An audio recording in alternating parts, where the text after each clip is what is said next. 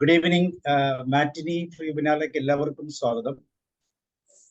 ഇന്നത്തെ വിഷയം സമൂഹത്തിൽ ഏറ്റവും കൂടുതൽ പ്രാധാന്യം അർഹിക്കുന്ന ഒരു വിഷയത്തെയാണ് ഇന്ന് നമ്മൾ ചർച്ചയിലൂടെ കൂടുതൽ അറിയാൻ ആഗ്രഹിക്കുന്നത്.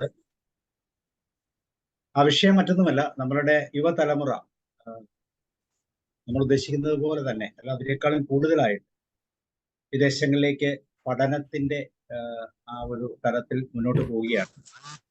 അപ്പൊ അതിനെ കൂടുതലൊന്ന് മനസ്സിലാക്കാൻ എങ്ങനെയാണ്, എന്താണ് അതിന്റെ സാധ്യതകൾ, സത്യത്തിൽ ആ പുതിയ തലമുറ മുന്നോട്ട് പോകുന്ന ആ രീതി, തീർച്ചയായിട്ടും നമ്മളെ സംബന്ധിച്ചോളം, നമ്മുടെ സമൂഹത്തെ സംബന്ധിച്ചോളം ഒത്തിരി ബുദ്ധിമുട്ടുണ്ടാകുന്നു. പ്രായമുള്ള ഒത്തിരിയും മാതാപിതാക്കൾ ഒറ്റയായി പോകുന്നു. മറ്റു രീതിയിൽ പറഞ്ഞാൽ സാമ്പത്തികമായിട്ടുള്ള ഒത്തിരി ബുദ്ധിമുട്ടുകൾ ഉണ്ടാകുന്നു. തീർച്ചയായിട്ടും അവർ പഠിച്ച് നല്ലൊരു നിലയിൽ എത്തുമ്പോൾ ആ സാമ്പത്തിക ബുദ്ധിമുട്ടെല്ലാം പരിഹരിക്കത്തക്ക രീതിയിലുള്ള സാഹചര്യങ്ങൾ വരികയും ചെയ്യും. അപ്പൊ ഇന്ന് നമ്മളോട് സംവദിക്കുന്ന രണ്ട് പ്രമുഖരാണ്. പ്രത്യേകിച്ച് കരിയർ സ്പെഷ്യലിസ്റ്റ് അല്ലെങ്കിൽ ട്രെയിനർ തലങ്ങളിലൊക്കെ വളരെയധികം ശോഭിക്കുന്ന മിസ്റ്റർ അജി ജോർജ്. അദ്ദേഹം മൈനോറിറ്റി ഡിപ്പാർട്ട്മെന്റ് ഗവൺമെന്റ് ഓഫ് കേരളയിലെ ട്രെയിനറാണ്. ഒരു കരിയർ സ്പെഷ്യലിസ്റ്റ് ആണ്. പ്രത്യേകിച്ച് കരിയർ വിഷയങ്ങളിൽ വളരെ കൃത്യമായി ക്ലാസ്സുകൾ മുന്നോട്ട് കൊണ്ടു വർഷങ്ങളുടെ എക്സ്പീരിയൻസ് ഉള്ള ഒരു കരിയർ സ്പെഷ്യലിസ്റ്റ് തന്നെയാണ് അജി ജോർജ്. അതേപോലെ തന്നെ അതിനോട് കൂടി ചേർന്ന് നമ്മളെ സഹായിക്കാൻ എത്തുന്നത് ജെയിംസ് ജോസഫ് സാറാണ്. സാറും ഈ ഒരു വിഷയത്തിൽ, പ്രത്യേകിച്ച് കുട്ടികളുടെ ഈ മനഃശാസ്ത്രപരമായ വിഷയങ്ങളിൽ വളരെയധികം അഗ്രഗണ്യരാണ്. കൂടാതെ നമുക്ക് ഓരോരുത്തർക്കും നമ്മളുടേതായ വ്യൂ പോയിന്റ്സുകൾ നമുക്ക് ഇതിനകത്ത് കൊടുക്കാം. ഈ ഒരു പ്രോസസ്സ് എങ്ങനെ നമ്മൾ വിലയിരുത്തണം? കുട്ടികളെ പ്രോത്സാഹിപ്പിക്കണമോ അതോ കുട്ടികളെ കൂടുതൽ ക്രിയാത്മകമായി പറഞ്ഞ് മനസ്സിലാക്കണം? തന്നെയുമല്ല, MG യൂണിവേഴ്സിറ്റിയുടെ ബാനറിൽ നമ്മളൊരു പ്രോഗ്രാം നാളെ ഉദ്ഘാടനം ചെയ്യുന്നുണ്ട്. 5 ദിവസത്തെ ഒരു എക്സ്പീരിയൻഷ്യൽ കരിയർ ഗൈഡൻസ് പ്രോഗ്രാമാണ്. MG യൂണിവേഴ്സിറ്റിയിലെ U3A കോട്ടയത്തിന്റെ ആഭിമുഖ്യത്തിൽ യൂണിവേഴ്സിറ്റി ഓഫ് തേർഡ് ഏജിന്റെ ബാനറിൽ നമ്മൾ നടത്തുന്ന ഒരു പ്രോഗ്രാമാണ്. 5 ദിവസത്തെ പ്രോഗ്രാമാണ്. ആദ്യത്തെ ദിവസം വൈസ് ചാൻസലർ ഉദ്ഘാടനം ചെയ്യും. MG യൂണിവേഴ്സിറ്റിയിലെ പല സ്കൂളുകളിൽ കുട്ടികൾക്ക് എന്തൊക്കെയാണ് അഭിരുചികൾ എന്ന് കൃത്യമായിട്ട് മനസ്സിലാക്കും. അതിനുശേഷം തുടർന്നുള്ള ദിവസങ്ങളിൽ ക്ലാസ്സുകളുണ്ട്. അതോടൊപ്പം തന്നെ മെഡിക്കൽ കോളേജിലെ പല ഡിപ്പാർട്ട്മെന്റുകൾ, എഞ്ചിനീയറിംഗ് കോളേജിന്റെ പല ഡിപ്പാർട്ട്മെന്റുകൾ, മാസ് കമ്മ്യൂണിക്കേഷനുമായി ബന്ധപ്പെട്ടുള്ള പല പഠന രീതികളെല്ലാം കുട്ടികളെ എക്സ്പീരിയൻഷ്യലായിട്ട് അറിയാനുള്ള ഒരു വേദിയും കൂടെ തുടങ്ങുകയാണ്. അതിൻ്റെ ഒരു തുടക്കമാണ്. ഒരു പക്ഷേ കേരളത്തിലും എല്ലാ സ്കൂളുകളിലേക്കും അല്ലെങ്കിൽ എല്ലാ ഇൻസ്റ്റിറ്റ്യൂഷനിലേക്കും ഒക്കെ ഈ ഒരു രീതി നമുക്ക് മുന്നോട്ട് കൊണ്ടുപോകാൻ പറ്റും എന്നുള്ള തലത്തിൽ യൂണിവേഴ്സിറ്റി ഓഫ് തേർഡ് ഏജിന്റെ കോട്ടയം ഗ്രൂപ്പാണ് അത് കണ്ടക്ട് ചെയ്യുന്നത്. സോ ഈ പ്രോഗ്രാമിലേക്ക് നാളെ നിങ്ങളെല്ലാവരെയും സ്വാഗതം ചെയ്യുകയാണ്. അതോടൊപ്പം ഇന്ന് നമ്മുടെ കരിയർ സ്പെഷ്യലിസ്റ്റായ അജി ജോർജിൽ നിന്ന് നമുക്ക് ആദ്യമായി ഈ വിഷയത്തിൽ, പ്രത്യേകിച്ച് നമ്മുടെ യുവതലമുറ എന്തുകൊണ്ടാണ് ഇങ്ങനെ ഒരു രീതി സ്വീകരിക്കുന്നത്, അത് ശരിയായ രീതിയാണോ അതോ അതിന്റെ ഏറ്റവും മഹത്തരമായ ചില പാർട്ടുകൾ അതിനകത്തുണ്ടോ എന്നെല്ലാം അജി ജോർജും അതുപോലെ തന്നെ ജെയിംസ് ജോസഫ് സാറും കൂടെ ചേർന്ന് നമുക്ക് ഒരു സെമിനാർ പോലെ മുന്നോട്ട് കൊണ്ടുപോകാം. സോ ആ പ്രബന്ധത്തെ അല്ലെങ്കിൽ ആ പ്രശ്നത്തെ ഒന്ന് അഭിമുഖീകരിക്കാൻ ഞാൻ നിങ്ങളെ എല്ലാവരുടെയും പെർമിഷനോടുകൂടി അജി ജോർജിനെ ക്ഷണിക്കുകയാണ്. Aji George, you are welcome.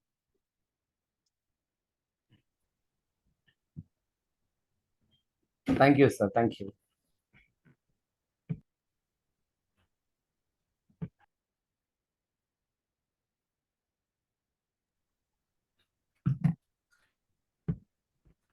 ഈ പഠനം എന്ന് പറയുന്നത് വളരെ വിശാലമായ ഒരു തലമാണ്. വിദേശ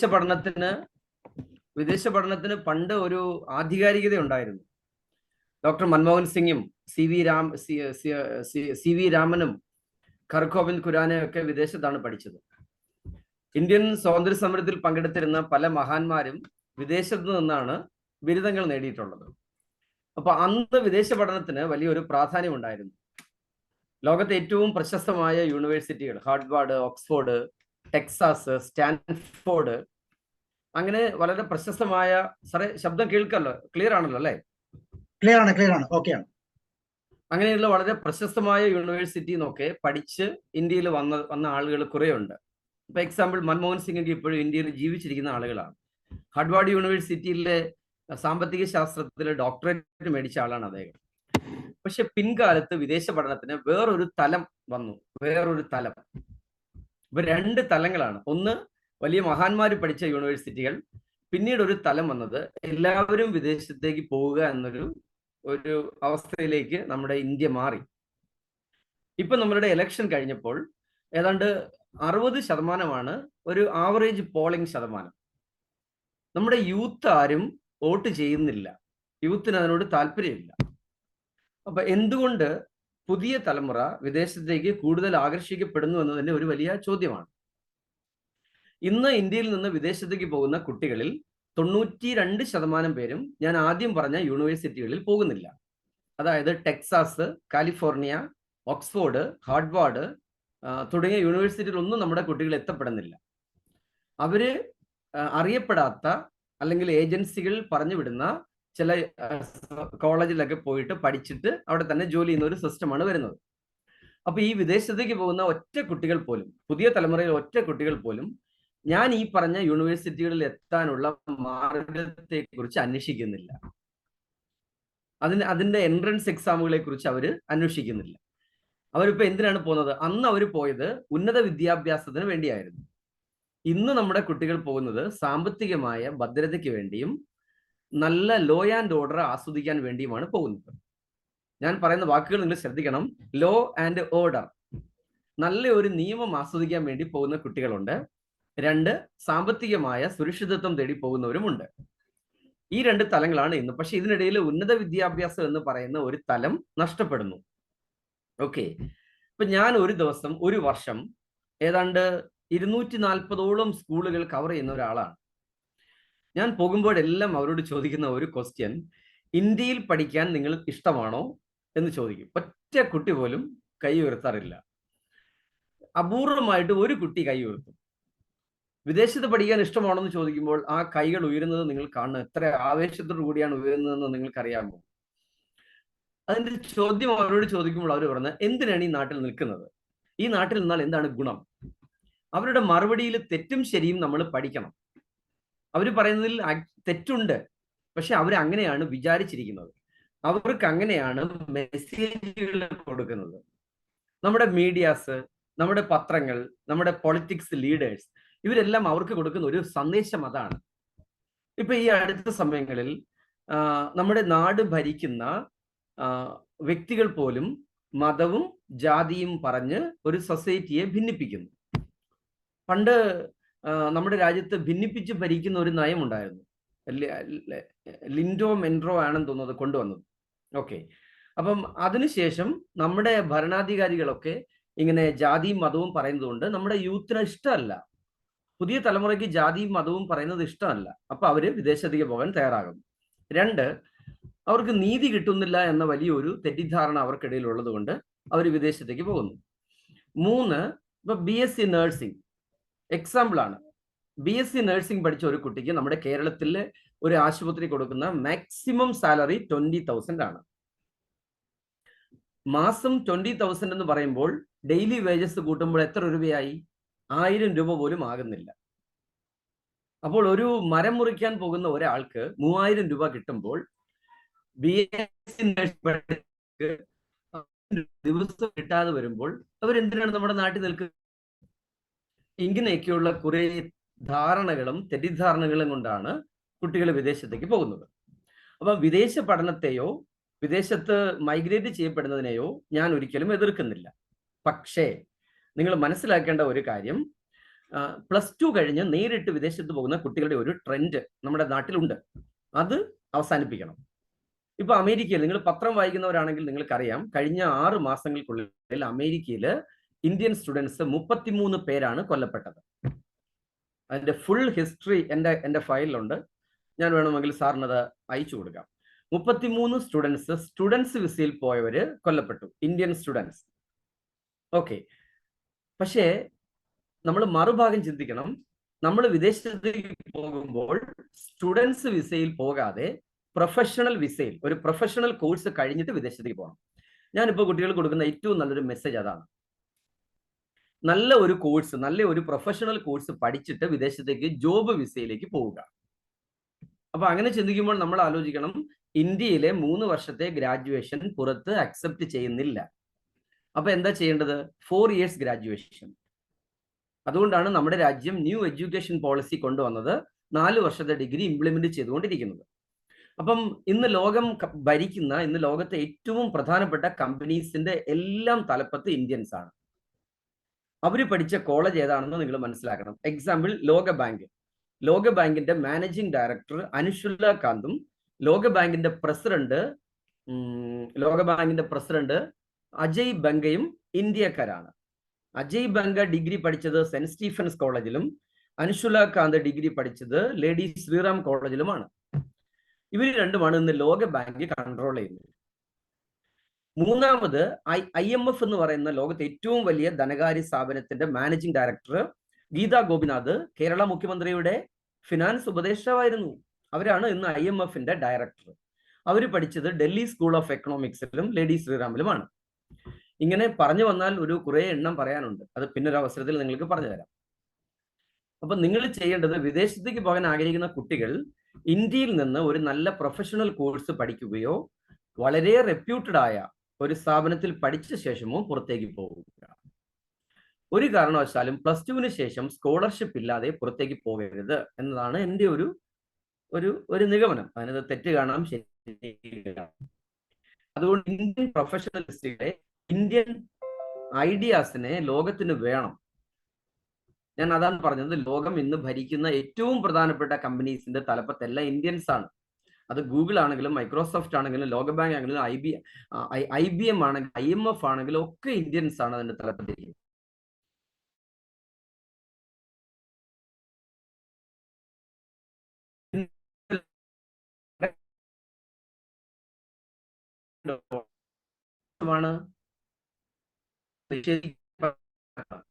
അപ്പം നല്ല ഒരു ലോ ആൻഡ് ഓർഡർ ആസ്വദിക്കാൻ വേണ്ടി കുട്ടികൾ വിദേശത്തേക്ക് പോകുന്നു. അപ്പം അങ്ങനെയൊക്കെ വരുന്ന സമയങ്ങളിലാണ് നമ്മുടെ വിദേശ പഠനം. ഇപ്പം നമ്മുടെ ഗവൺമെന്റ് തന്നെ പുറത്തേക്ക് കുട്ടികളെ അയക്കുന്നു. ഇപ്പൊ കേരള സർക്കാരിന്റെ നോർക്ക റൂട്ട്സിൽ എത്ര പേര് രജിസ്റ്റർ ചെയ്യുന്നുണ്ടെന്ന് എനിക്കറിയില്ല. ഇപ്പം കഴിഞ്ഞ ഏറ്റവും പുതിയ ദിവസം അയർലൻഡ് ഗവൺമെന്റ് നമ്മുടെ ഗവൺമെന്റിനോട് പറഞ്ഞിരിക്കുകയാണ് 4000 നഴ്സസിനെ കൊടുക്കാൻ. അപ്പൊ ഗവൺമെന്റ് പെട്ടെന്ന് നോട്ടിഫിക്കേഷൻ പുറപ്പെടുവിച്ചു നോർക്ക റൂട്ട്സിൽ രജിസ്റ്റർ ചെയ്യാൻ. നമ്മുടെ ഗവൺമെന്റ് തന്നെ അങ്ങനെ ചെയ്യുന്നുണ്ട്. അതുകൊണ്ട് നിങ്ങൾ അത് ചെയ്യുക. 2 ജാപ്പനീസ് സ്കോളർഷിപ്പ്, ജപ്പാൻ ഗവൺമെന്റ് സ്കോളർഷിപ്പോട് കൂടി നമ്മളെ പഠിപ്പിക്കുന്നു. അതിനെക്കുറിച്ച് അന്വേഷിക്കുക. എൻ്റെ ഒരു വീഡിയോ യൂട്യൂബിൽ കാണും, അജി ജോർജ് വാളക ഒന്ന് കൊടുത്താൽ നിങ്ങൾക്ക് ആ വീഡിയോ കിട്ടും. 2 ജർമ്മൻ ഗവൺമെന്റ് നമ്മുടെ സ്റ്റുഡൻസിനെ ആവശ്യപ്പെടുന്നു. അത് സർക്കാർ തലത്തിലൂടെ പോവുക.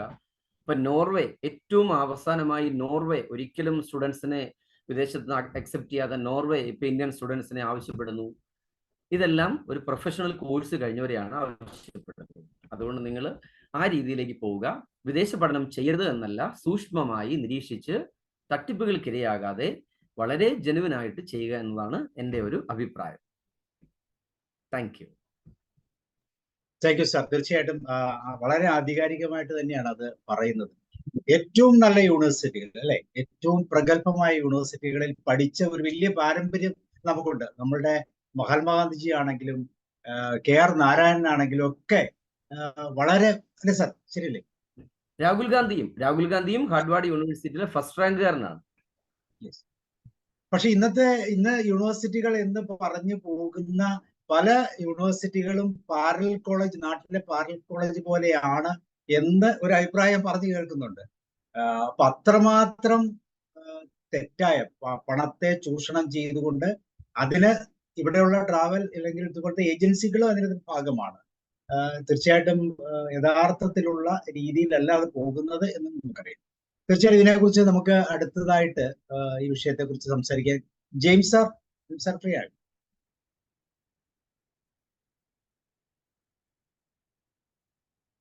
സാർ അൺമ്യൂട്ട് ചെയ്യും സാർ, അൺമ്യൂട്ട് ചെയ്യും.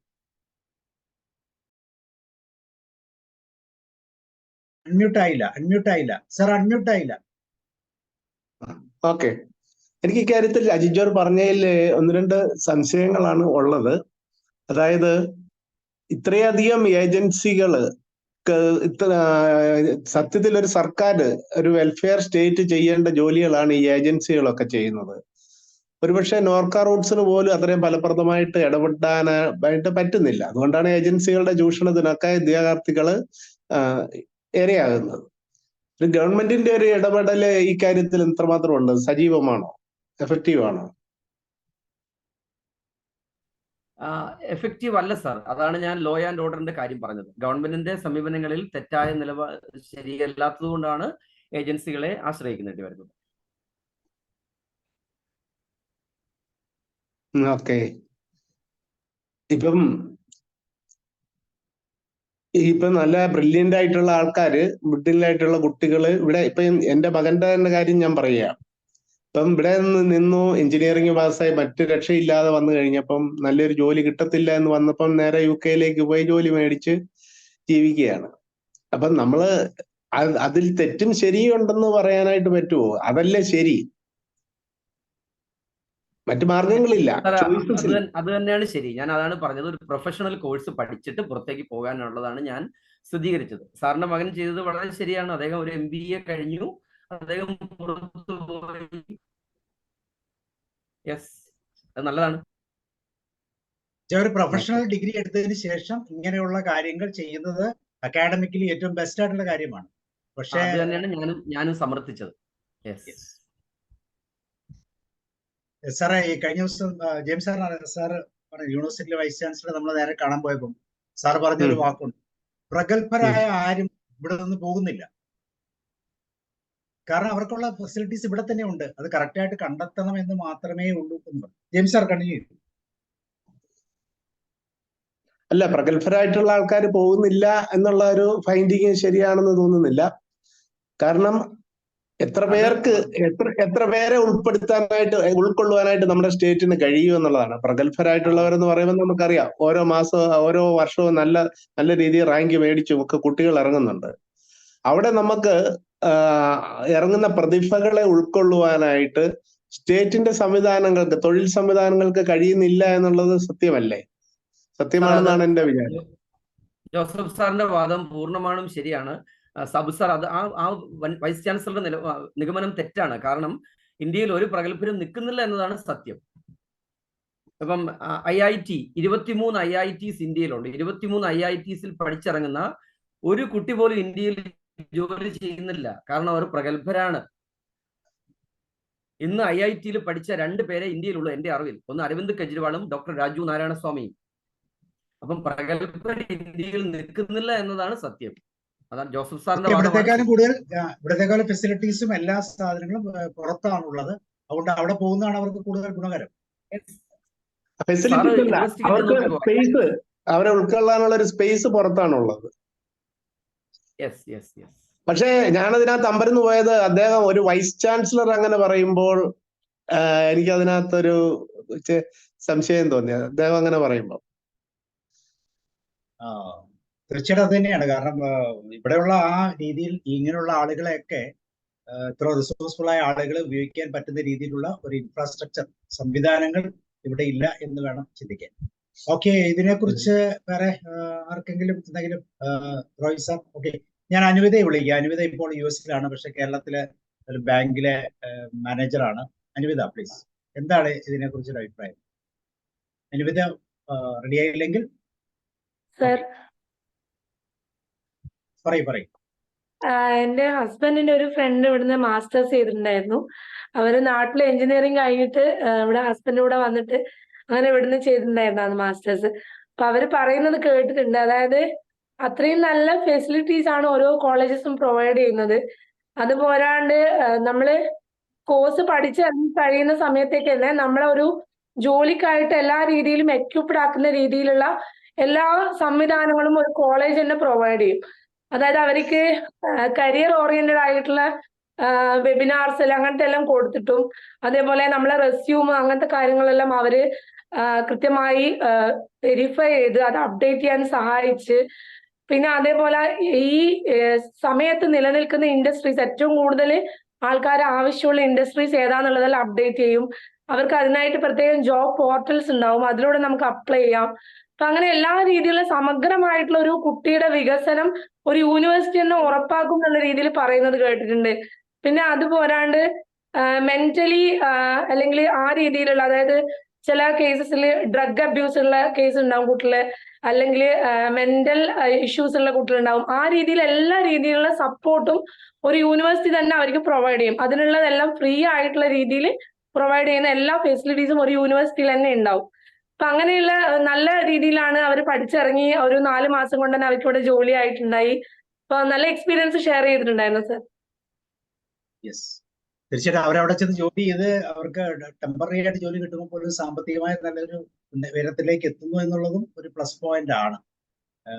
അല്ലേ, ജോലി ചെയ്ത് നമ്മൾ കിട്ടാത്തതാണ് ഇവിടുന്ന് നാട്ടിൽ നിന്ന് വാങ്ങിക്കുന്നതിന്റെ 4-5 ഇരട്ടി പോരാൻ തോന്നുന്നു ഇവിടുത്തെ ശമ്പളം എന്ന് പറയുന്നത്. യെസ്. Doctor Sudhakaran doctor.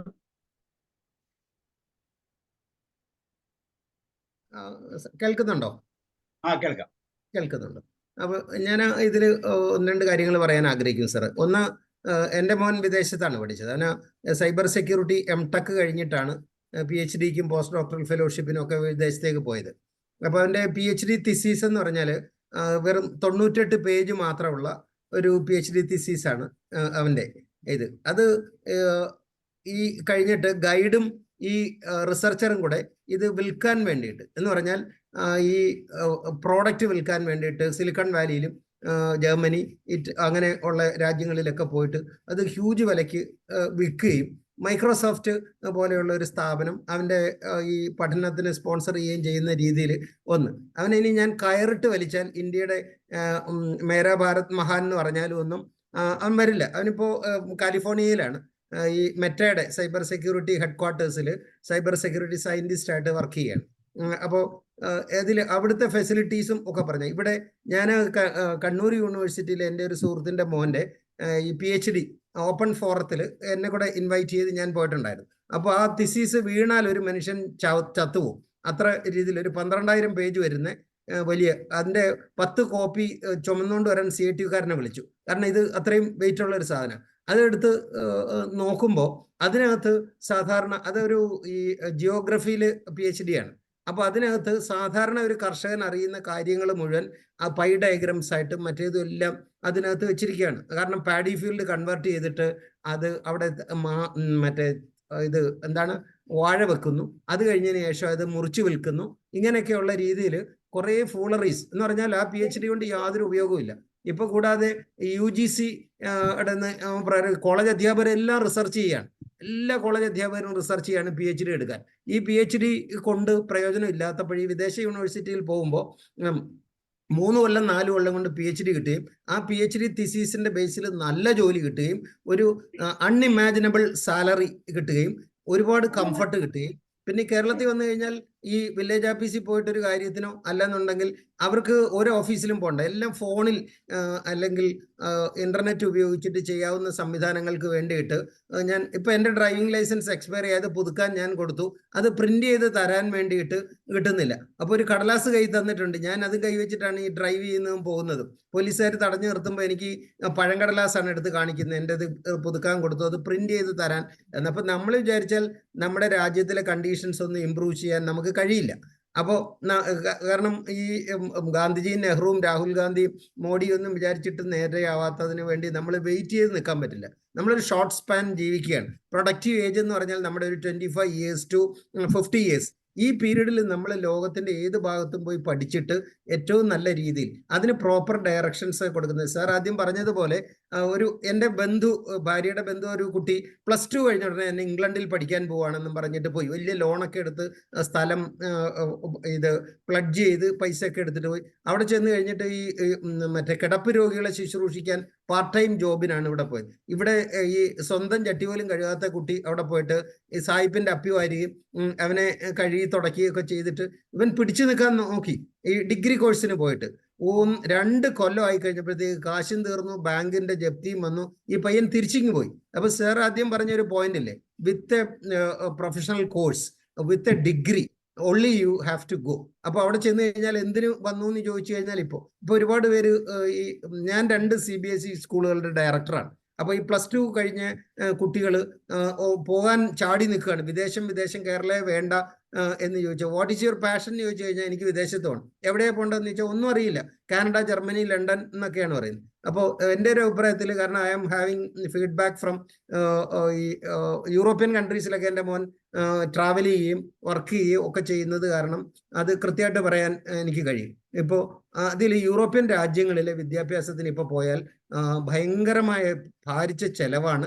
അതേപോലെ തന്നെ ജോബ് ഓപ്പർച്യൂണിറ്റി വല്ലാതെ ഷ്രിങ്ക് ചെയ്തിരിക്കുകയാണ്. അവിടെ ഒരുപാട് ഇഷ്യൂസ് ഉണ്ട്. യൂറോപ്പ് ഇനി സേഫറായിട്ട് നമുക്ക് പോയിട്ട് ജർമ്മനി അതുപോലെ ഇംഗ്ലണ്ട് ഒക്കെ തുടങ്ങിയാൽ, പക്ഷെ അതിൽ ഏറ്റവും സാർ ആദ്യം പറഞ്ഞ പോലെ നഴ്സിംഗ് പഠിച്ചു പോകുന്നവർക്ക് വലിയ സ്കോപ്പാണ്, വലിയ ഡിമാൻഡാണ്. കാരണം ഈ മറ്റുള്ളവരുടെ ശരീരത്ത് തുടങ്ങാനും ശുശ്രൂഷിക്കാനും ഒക്കെ മലയാളിക്ക് കഴിയുന്നത് പോലെ ഒരൊറ്റ ആളും ഈ അറപ്പില്ലാതെയും വാത്സല്യത്തോടെ നമുക്ക് മെറ്റേണൽ ഫീലിംഗ് കൂടുതലാണ്. പിന്നെ അതേപോലെ അപ്പൊ അങ്ങനെയുള്ള അത് വളരെ നല്ല ഈ പാർട്ട് ടൈം ജോബ് ചെയ്ത് നമ്മൾ ഏൺ ചെയ്ത് പഠിക്കുന്നതിനെ പറ്റിയിട്ട് നമ്മുടെ എക്സ്പേർട്സ് ഒന്ന് പറഞ്ഞാൽ നന്നായിരിക്കും എന്ന് എനിക്ക് അഭിപ്രായമുണ്ട്. ഈ ഒരു എങ്ങനെയാണ് എന്നുള്ളത്. കാരണം അവിടുത്തെ ഫീസ് ഒന്നും നമുക്ക് താങ്ങില്ല. ഇവിടെ പറമ്പ് പണയം വെച്ചിട്ട് നമ്മളൊരു 30 ലക്ഷം രൂപ ലോൺ എടുത്തിട്ട് അവിടെ പോയിട്ട് ഒന്നും അത് കാരണം റെന്റ് കൊടുക്കണം. PG ആണ് ഈ നമുക്ക് വീടുകളുടെ പോർഷനിൽ താമസിക്കുകയാണെങ്കിലും കുക്ക് ചെയ്യുകയാണെങ്കിലും അങ്ങനെയൊക്കെ ഉള്ളത്. അപ്പൊ ഈ വെളിയിൽ പോകാനുള്ള അതിൽ ഈ പാർട്ട് ടൈം ജോബിന്റെ കാര്യം, അതേപോലെ യൂണിവേഴ്സിറ്റിയുടെ കാര്യം, മറ്റുള്ള കാര്യങ്ങളെയൊക്കെ പറ്റിയിട്ട് നമ്മൾക്ക് ഒരു ധാരണ കിട്ടുന്നത് നല്ലതായിരിക്കും എന്ന് എനിക്കൊരു അഭിപ്രായമുണ്ട്. അത് ഹയർ സെക്കൻഡറി ലെവലിൽ കരിയർ ഗൈഡൻസിൽ തന്നെ കൊടുക്കേണ്ടതാണ്. സാറ് മറ്റേ മഹാത്മാ യൂണിവേഴ്സിറ്റിയിൽ പോകുമ്പോഴേ പിള്ളേർക്ക് വിദേശത്ത് പോകുന്നതിന്റെ പ്രധാന ഒരു കാര്യം അവിടെ നമ്മൾ അൺനെസറി വേസ്റ്റ് ചെയ്യേണ്ട. പിന്നെ ഇത് ഞാൻ ഒരു ഒറ്റ എക്സാമ്പിൾ പറയാം. ഇതില് ഈ നമ്മുടെ വളരെ പ്രഗത്ഭനായ ഒരു എൻ്റെ ഫ്രണ്ടാണ് B. അശോക് IAS. അദ്ദേഹം ഇലക്ട്രിസിറ്റി ബോർഡിനെ ഒന്ന് നേരെയാക്കാൻ നോക്കിയപ്പോഴത്തേക്ക് അവിടുത്തെ ഈ ലൈൻമാനും ശിപായിയും യൂണിയൻ ലീഡേഴ്സും കൂടെ ഒക്കെ അയാളുടെ കൊമ്പ് മുറിച്ച് നിലത്തിട്ടു. അതേപോലെ രാജു നാരായണ സ്വാമി IIT ഫസ്റ്റ് റാങ്ക്, എല്ലായിടവും ഫസ്റ്റ് റാങ്ക്. പക്ഷെ അദ്ദേഹത്തിന് കിട്ടിയ അവസരങ്ങളും അദ്ദേഹം വിദേശത്തായിരുന്നെങ്കിൽ എവിടെ എത്തുമായിരുന്നു എന്നൊക്കെ നമുക്കറിയാവുന്ന കാര്യങ്ങളാണ്. അപ്പൊ അതുകൊണ്ട് ഈ ഒരു പഞ്ചായത്ത് പ്രസിഡന്റിന് കിട്ടുന്ന റെപ്യൂട്ടേഷൻ ഒരു ബ്രില്യൻറ്റ് സയന്റിസ്റ്റിനോ അല്ലെങ്കിൽ ടെക്നോക്രാറ്റിനോ കേരളത്തിൽ കിട്ടില്ല. ഇന്ത്യയിലെ കാര്യം എനിക്കറിയില്ല. അപ്പം ഞാൻ പറയുന്നത് കുട്ടികൾ വിദേശത്ത് പോകട്ടെ, പക്ഷെ അവർക്ക് പ്രോപ്പർ ഡയറക്ഷൻസ് കൊടുത്ത്, കാരണം നമ്മൾ ചുമ്മാ ഒരു പാവയ്ക്ക പോലെ കൈപ്പയ്ക്ക പോലെ ഒരു സ്റ്റേറ്റ് ആണ്. ഇവിടെ ഈ എണ്ണിയാൽ ഒടുങ്ങാത്ത, ഞാൻ മെഡിക്കൽ കോളേജിലാണ് വർക്ക് ചെയ്യുന്നത്. കേരളത്തിൽ 34 മെഡിക്കൽ കോളേജുകളിൽ നിന്ന് 72,000 MBBS പിള്ളേർ കേരളത്തിൽ ഇങ്ങനെ അടവിരിച്ച് ഇറക്കിക്കൊണ്ടിരിക്കുകയാണ്. എഞ്ചിനീയറിംഗിന്റെ നമ്പർ എത്രയാണെന്നുള്ളത് സാബ് സാറിന് അറിയാമല്ലോ. Unimaginable number. ഇന്ത്യയിൽ ഏത് സ്റ്റേറ്റിൽ സന്ദർശനത്തിന് പോയാലും അവിടെ എല്ലാം കാണുന്നത് മലയാളി എഞ്ചിനീയറിംഗ് പഠിക്കുന്നു, MBBS പഠിക്കുന്നു, സകല കോഴ്സുകളും പഠിക്കുകയാണ്. ഇവരെല്ലാം കൂടെ ദയവ് ചെയ്ത് കേരളത്തിലേക്ക് ഇടിച്ചു തള്ളി വന്നിട്ട് ഇവിടെ ഒരു വർക്കിംഗ് അറ്റ്മോസ്ഫിയർ, എഡ്യൂക്കേഷൻ അറ്റ്മോസ്ഫിയർ, പിന്നെ കുടിക്കുന്ന വെള്ളത്തിൽ തന്നെ പൊളിറ്റിക്സ് ആണ്. സ്ലിപ്പ് ഓഫ് എ ടങ് എടുത്തിട്ട് ട്രോൾ ഉണ്ടാക്കിയിട്ട് നമ്മളെ ആക്ഷേപിച്ച് കൊന്ന് നിലത്തിട്ടിട്ട് നമ്മുടെ ചോര ഊറ്റിയെടുക്കുന്ന ഒരു സംവിധാനം. അതുകൊണ്ട് ഞാൻ സപ്പോർട്ട് ചെയ്യുന്നത് പിള്ളേരൊക്കെ വിദേശത്തൊക്കെ പോകട്ടെ, പക്ഷെ ഹൗ ടു ഗോ ദെയർ, എന്തൊക്കെയാണ് അവർക്ക് ഗൈഡൻസ് കൊടുക്കേണ്ടത് എന്നുള്ളത് നമുക്ക്. അല്ലാതെ നമ്മൾക്ക് ഈ ബ്രെയിൻ ഡ്രെയിൻ എന്നുള്ള മണ്ടത്തരങ്ങളൊന്നും പറഞ്ഞ് പിള്ളേരെ ഒന്നും പിടിച്ച് ഇവിടെ നിർത്തല്ലേ. അവരെവിടെങ്കിലുമൊക്കെ ISROയുടെ നമുക്കറിയാം, ഈ സെക്കൻഡ് ഗ്രേഡ് എഞ്ചിനീയേഴ്സ് ആണ് ISROയിൽ നിന്നിട്ട് ഈ വലിയ അച്ചീവ്മെന്റ്സ് ഒക്കെ ഉണ്ടാക്കിയത്. പക്ഷെ അവർക്ക് ഒരുപാട് ഫ്രീഡം ഉള്ളത് കൊണ്ടാണ്. ട്രേഡ് യൂണിയൻസും ഈ ഓഫീസറുടെ കർണത്തടിക്കുന്ന ശിപായി ഒന്നും ഇല്ലാത്തത് കൊണ്ടാണ്. അവിടെയൊക്കെ മര്യാദയ്ക്ക് ഒരു വർക്ക് കൾച്ചർ ഉള്ളത് കൊണ്ടാണ്. അപ്പൊ നമുക്ക് നമ്മുടെ പ്ലാറ്റ്ഫോമിൽ വരുന്നവരും ഈ വിദേശത്തേക്ക് പോകാൻ വേണ്ടിയിട്ട് നല്ല യൂണിവേഴ്സിറ്റികളിൽ എങ്ങനെയാണ് എത്തപ്പെട്ടത്. ഒരുപാട് സ്കോളർഷിപ്പുകളുണ്ട്. എൻ്റെ മോനൊന്നും 5 പൈസ ചിലവാക്കാതാണ് പോയിട്ട് PhDയും പോസ്റ്റ് ഡോക്ടറൽ ഫെലോഷിപ്പും ഒക്കെ എടുത്തു വന്നത്. പഠിച്ചുകൊണ്ടിരിക്കുമ്പോൾ തന്നെ എനിക്ക് അവൻ മുന്തിയ ഒരു കാറ് വാങ്ങി തന്നു. കാരണം അവന് ചിലവാക്കാൻ പറ്റാത്ത രീതിയിൽ യൂറോപ്യൻ യൂണിയൻ സ്കോളർഷിപ്പ് കിട്ടിയിട്ട് തന്നു. അതേപോലെയുള്ള കാര്യങ്ങൾ നമ്മൾ ഈ കുട്ടികൾക്ക് പറഞ്ഞു കൊടുക്കണം. ഈ പ്രീ ഡിഗ്രി കഴിഞ്ഞ് അല്ലെങ്കിൽ +2 കഴിഞ്ഞ് ചാടിപ്പോവല്ലേ എന്നുള്ള കോഴ്സുകൾ നമ്മുടെ ഇവിടുത്തെ ഈ MBAക്കൊന്നും വെളിയിൽ യാതൊരു വിലയില്ല എന്ന് പിള്ളേരെ പറഞ്ഞ് മനസ്സിലാക്കി കൊടുക്കേണ്ടതും അത്യാവശ്യമാണ്. അതേപോലെ ഈ ലോ കോഴ്സുകൾ അങ്ങനെ. അപ്പൊ കോഴ്സുകളെയൊക്കെ പറ്റിയിട്ട് ഒരു ധാരണ ഉണ്ടാക്കുന്നതിന് അത് ഈ നമ്മുടെ ഈ അമച്വർ ഈ കരിയർ ഗൈഡൻസുകാർ പറഞ്ഞാൽ അത് ശരിയാവില്ല.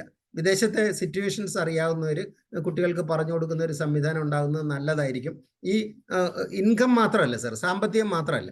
ഈ എൻ്റെ വീട്ടിൽ പെയിന്റ് ചെയ്യാൻ വരുന്നതിന് 1200 രൂപ ഞാൻ കൊടുക്കുന്നുണ്ട്. പക്ഷെ BSc നഴ്സിംഗുകാർക്ക് 10,000 രൂപയ്ക്ക് ഞാൻ വർക്ക് ചെയ്യുന്ന മെഡിക്കൽ കോളേജിൽ തന്നെ, പ്രൈവറ്റ് മെഡിക്കൽ കോളേജിലും കിട്ടുന്ന ഒരു സിറ്റുവേഷൻ. ഇതിന് ചേഞ്ച് ചെയ്യാൻ പറ്റാത്ത ഒരു സ്ഥിതിയിൽ നമ്മൾ മേരാ ഭാരത് മഹാനായിക്കൊള്ളട്ടെ, പക്ഷെ വെളിയിൽ പോയിട്ട് ആ പൈസയൊക്കെ ഇങ്ങോട്ട് കൊണ്ടുവരിക, നമ്മുടെ നാട് ഫ്ലറിഷ് ചെയ്യട്ടെ. കേരളത്തിന്റെ ഇക്കണോമി തന്നെ ഫ്ലറിഷ് ചെയ്ത് എങ്ങനെയാണ്? ഈ പാവങ്ങൾ ഗൾഫിൽ പോയി മണലാരണ്യത്തിൽ പോയിട്ട് കഷ്ടപ്പെട്ട് ഉണ്ടാക്കുന്ന കാശ് കൊണ്ടാണ്. അല്ലാതെ ഇവിടുത്തെ ഗവൺമെന്റും സിസ്റ്റംസും പാർട്ടീസും അല്ല നേരെയാക്കിയത്. അപ്പോൾ അതുകൊണ്ട് എഡ്യൂക്കേഷനിൽ തന്നെ നമ്മളിപ്പോൾ നാഷണൽ എഡ്യൂക്കേഷൻ പോളിസി NEP വരുന്നതോടുകൂടി ഡിഗ്രി കോഴ്സുകൾ 4 ഇയർ ആകുന്നതോടുകൂടി ഒരുപാട് ഫോറിൻ യൂണിവേഴ്സിറ്റികളെ കോപ്പി അടിക്കുകയാണ് നമ്മളിതെല്ലാം. അല്ല, നമ്മൾ ഇൻവെന്റ് ചെയ്തതല്ല ഇത്. ഈ കസ്തൂരിരംഗൻ കമ്മീഷൻ റിപ്പോർട്ടിലും മറ്റേതും ഒക്കെ ഉള്ള സംഭവങ്ങൾ എന്ന് പറഞ്ഞാൽ വിദേശത്ത് നടക്കുന്ന കാര്യങ്ങൾ. 4 ഇയർ കോഴ്സ് വരുന്നു എന്ന് പറഞ്ഞപ്പോഴത്തേക്ക് നമ്മുടെ ഇവിടെ അധ്യാപക സംഘടനകളെല്ലാം ഭയങ്കര പ്രശ്നം ഉണ്ടാക്കിയില്ലേ. അതേപോലെ സെമിസ്റ്റർ വിദ്യാഭ്യാസം വരുന്നു എന്ന് പറഞ്ഞപ്പോഴത്തേക്ക് വലിയ പ്രശ്നം ഉണ്ടാക്കി. എൻ്റെ മോളുടെ മദർ-ഇൻ-ലോ മഹാരാജാസ് കോളേജിൽ പ്രിൻസിപ്പൽ ആയിരുന്നപ്പോഴാണ് മഹാരാജാസ് ഓട്ടോണമസ് ആക്കി എടുത്തത്. ഓട്ടോണമസ് ആക്കാൻ വേണ്ടിയിട്ട് ഇവർ പെട്ട പാട് എന്ന് പറഞ്ഞാൽ കസേര കത്തിച്ചില്ല എന്നേ ഉള്ളൂ, ബാക്കിയൊക്കെ നടത്തി. അധ്യാപകരാണ് ഇത് ചെയ്തു വെക്കുന്നത്.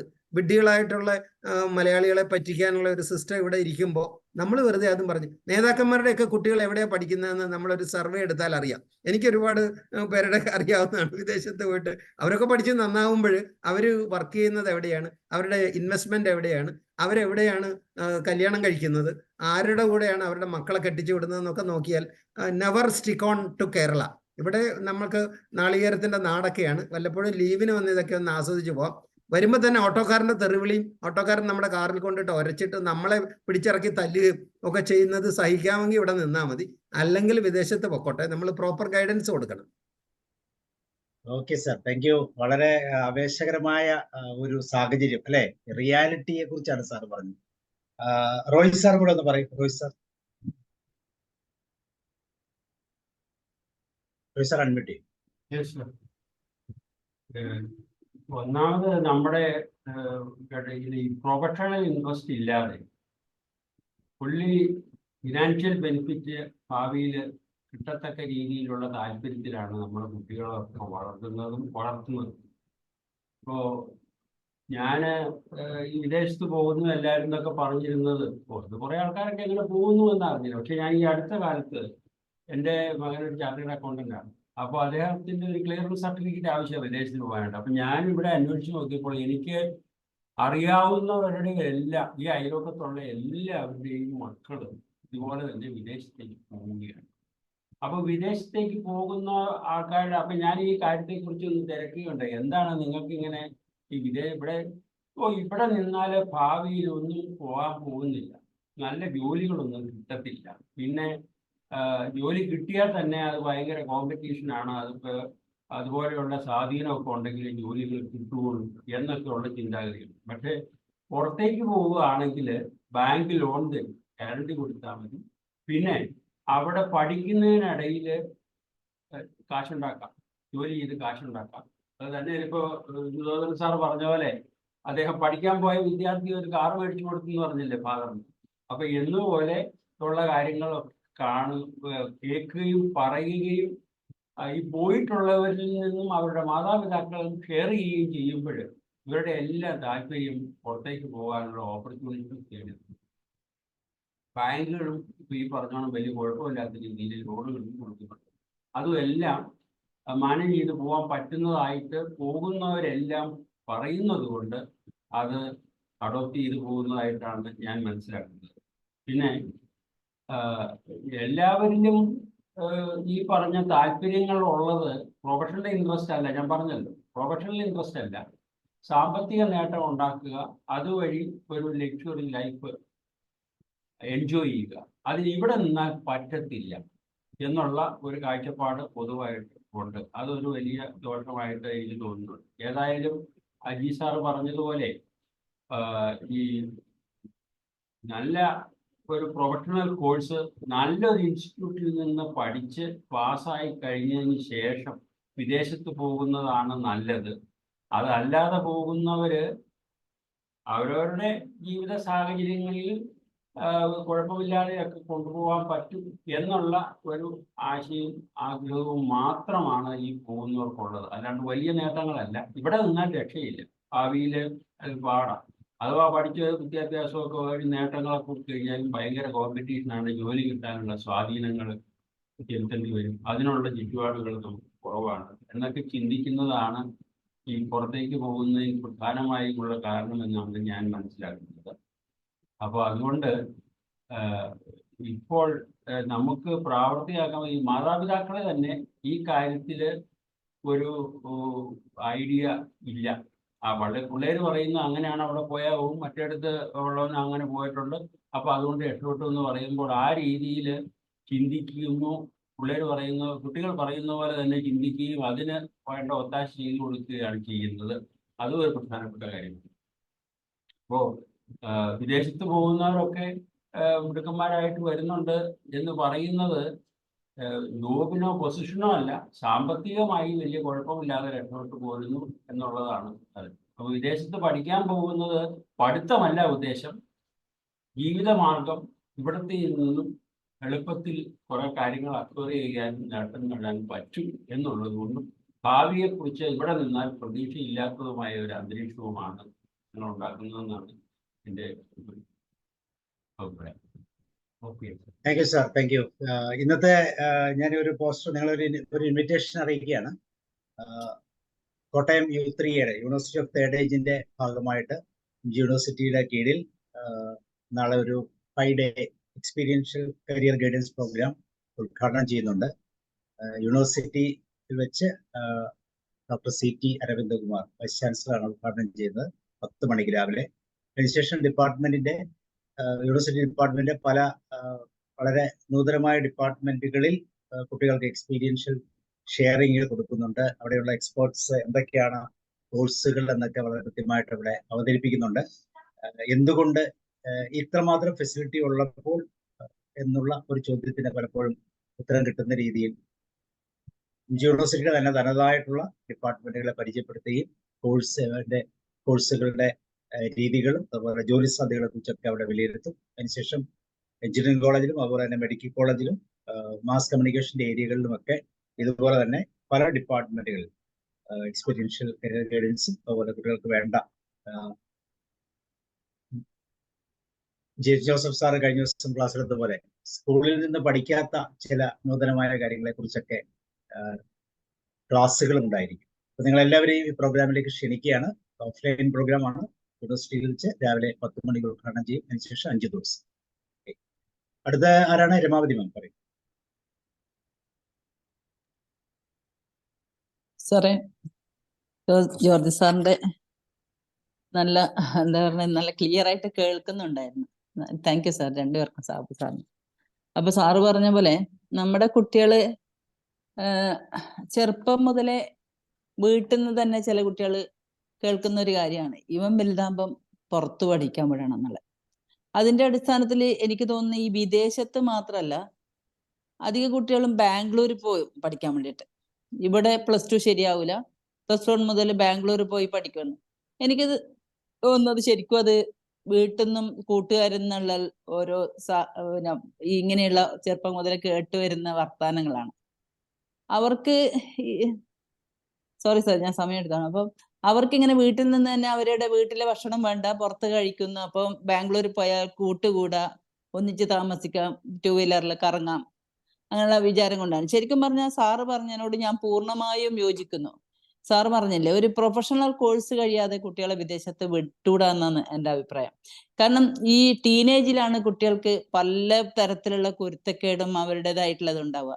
അപ്പൊ ആ പ്രായം കഴിഞ്ഞിട്ട് ഒരു പ്രൊഫഷണൽ കോഴ്സ് കഴിഞ്ഞ് മാത്രമേ അവരെ വിദ്യാഭ്യാസത്തിന് പുറത്തു വിടാൻ പാടുള്ളൂ. ഇപ്പൊ ഇന്ത്യയിൽ തന്നെ നല്ല നല്ല കോഴ്സുകളുണ്ട്, ട്യൂഷൻ ഫീസ് കുറവാണ്. അതൊന്നും അവരെ പറഞ്ഞ് മനസ്സിലാക്കുന്നില്ല ആരും. കാരണം നല്ല കോഴ്സ് ചെയ്തിട്ട് അത് ഇപ്പൊ നഴ്സിംഗിന്റെ പറഞ്ഞത്, ഇപ്പൊ നഴ്സിംഗ് കഴിഞ്ഞ് ആരും ഇവിടെ വെറുതെ നിൽക്കുന്നില്ല. ഒന്നുകിൽ ഇവിടെ നല്ല സാലറി കിട്ടുന്നിടത്ത് വർക്ക് ചെയ്യുന്നു, അല്ലെങ്കിൽ വിദേശത്ത് പോയിട്ട് നല്ല ജോലി ചെയ്യുന്നു. അതുപോലെ എനിക്കറിയുന്ന നമ്മുടെ നാട്ടിലെ ഒരു പയ്യൻ അവിടെ ഡിഗ്രി കഴിഞ്ഞിട്ട് അവൻ പോയിട്ട് അവിടെ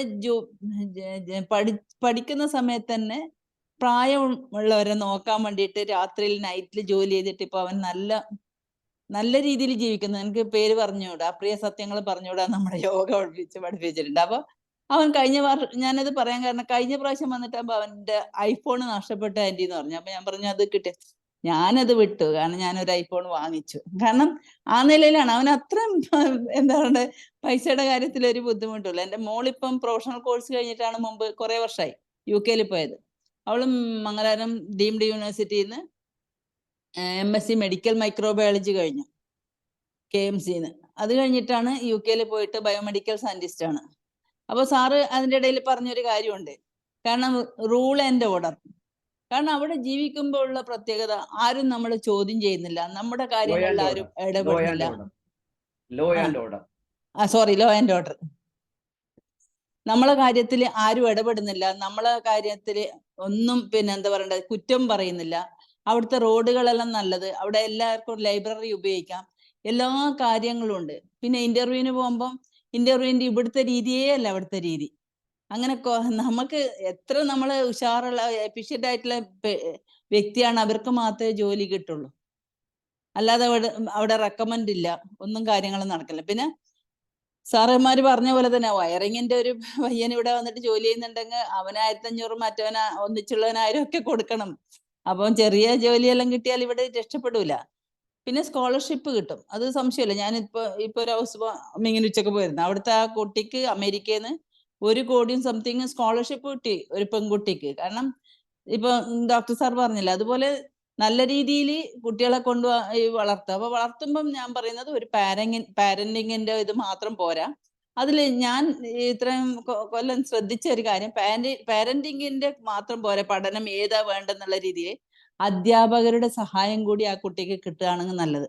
അപ്പൊ ഇവരൊക്കെ ഒന്നിച്ചിരുന്ന് സംസാരിച്ചിട്ട് വേണം അവന്റെ. അല്ലാതെ ഞാൻ +2 കോമേഴ്സ് എടുക്കുന്നത്, അപ്പൊ നീ സയൻസ് എടുക്കണം മോനെ, എന്റെ ഒരു ആഗ്രഹം അല്ലേന്ന് അമ്മ പറയുമ്പോ അച്ഛൻ പറയുമ്പോ ഒന്നും അവര് ശ്രദ്ധ പോവില്ല. പഠിക്കുന്ന കുട്ടിയായിരിക്കും, അല്ലെ A+ ആയിരിക്കും. പക്ഷെ അമ്മമാരുടെ ശ്രദ്ധ അല്ല അവിടെ വേണ്ടത്. അവിടെ മൊത്തത്തില് അവന് ഇഷ്ടപ്പെടുന്ന ടീച്ചേഴ്സിന്റെ ഒക്കെ ശ്രദ്ധ വേണം. അവൻ നല്ല ഏതിലാണ് കാര്യമായിട്ട് പഠിക്കുന്നൊക്കെ വെച്ചാൽ അതില് കോഴ്സിൽ വിടണം.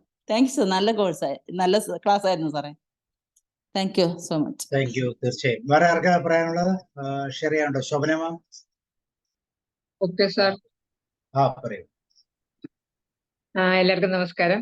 അപ്പോ ഞാന് സാറ് പറഞ്ഞ ഇതിനോട് കൂടുതലായിട്ട് യോജിക്കുന്നു. കാരണം പ്രഗത്ഭര് പോകുന്നില്ല എന്ന് പറഞ്ഞ ശരിയല്ല, പ്രഗത്ഭരൊക്കെ പോകുന്നുണ്ട്. എൻ്റെ മോനും IIM പഠിച്ചാണ്, അവനിപ്പം UK അപ്പൊ അവൻ പറയാറുണ്ട്, ഇപ്പൊ ചെല്ലുന്ന കുട്ടികളുടെ അവസ്ഥ പറയാറുണ്ട്.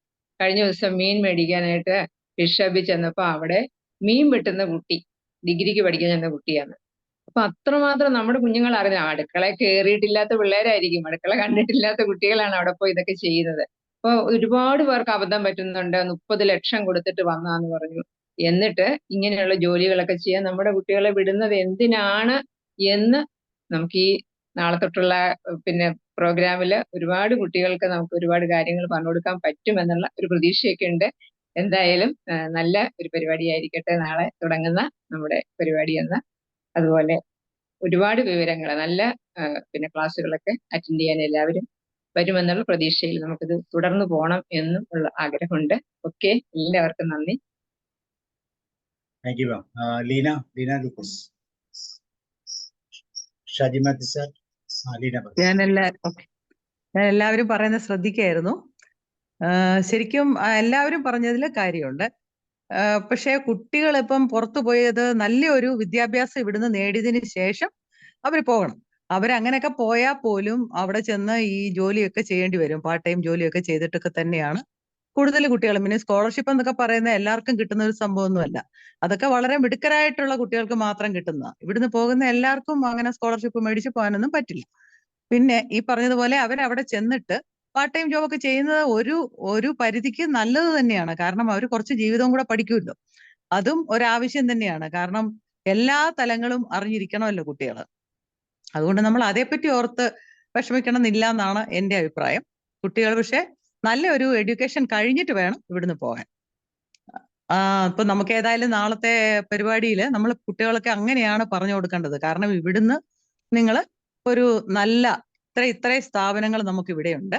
നല്ല രീതിയിൽ നിങ്ങൾ ഒരു പ്രൊഫഷണൽ സ്റ്റേജിൽ നല്ലൊരു വിദ്യാഭ്യാസം നേടിയിട്ട് നിങ്ങൾ എവിടെ വേണമെങ്കിലും പൊയ്ക്കോ.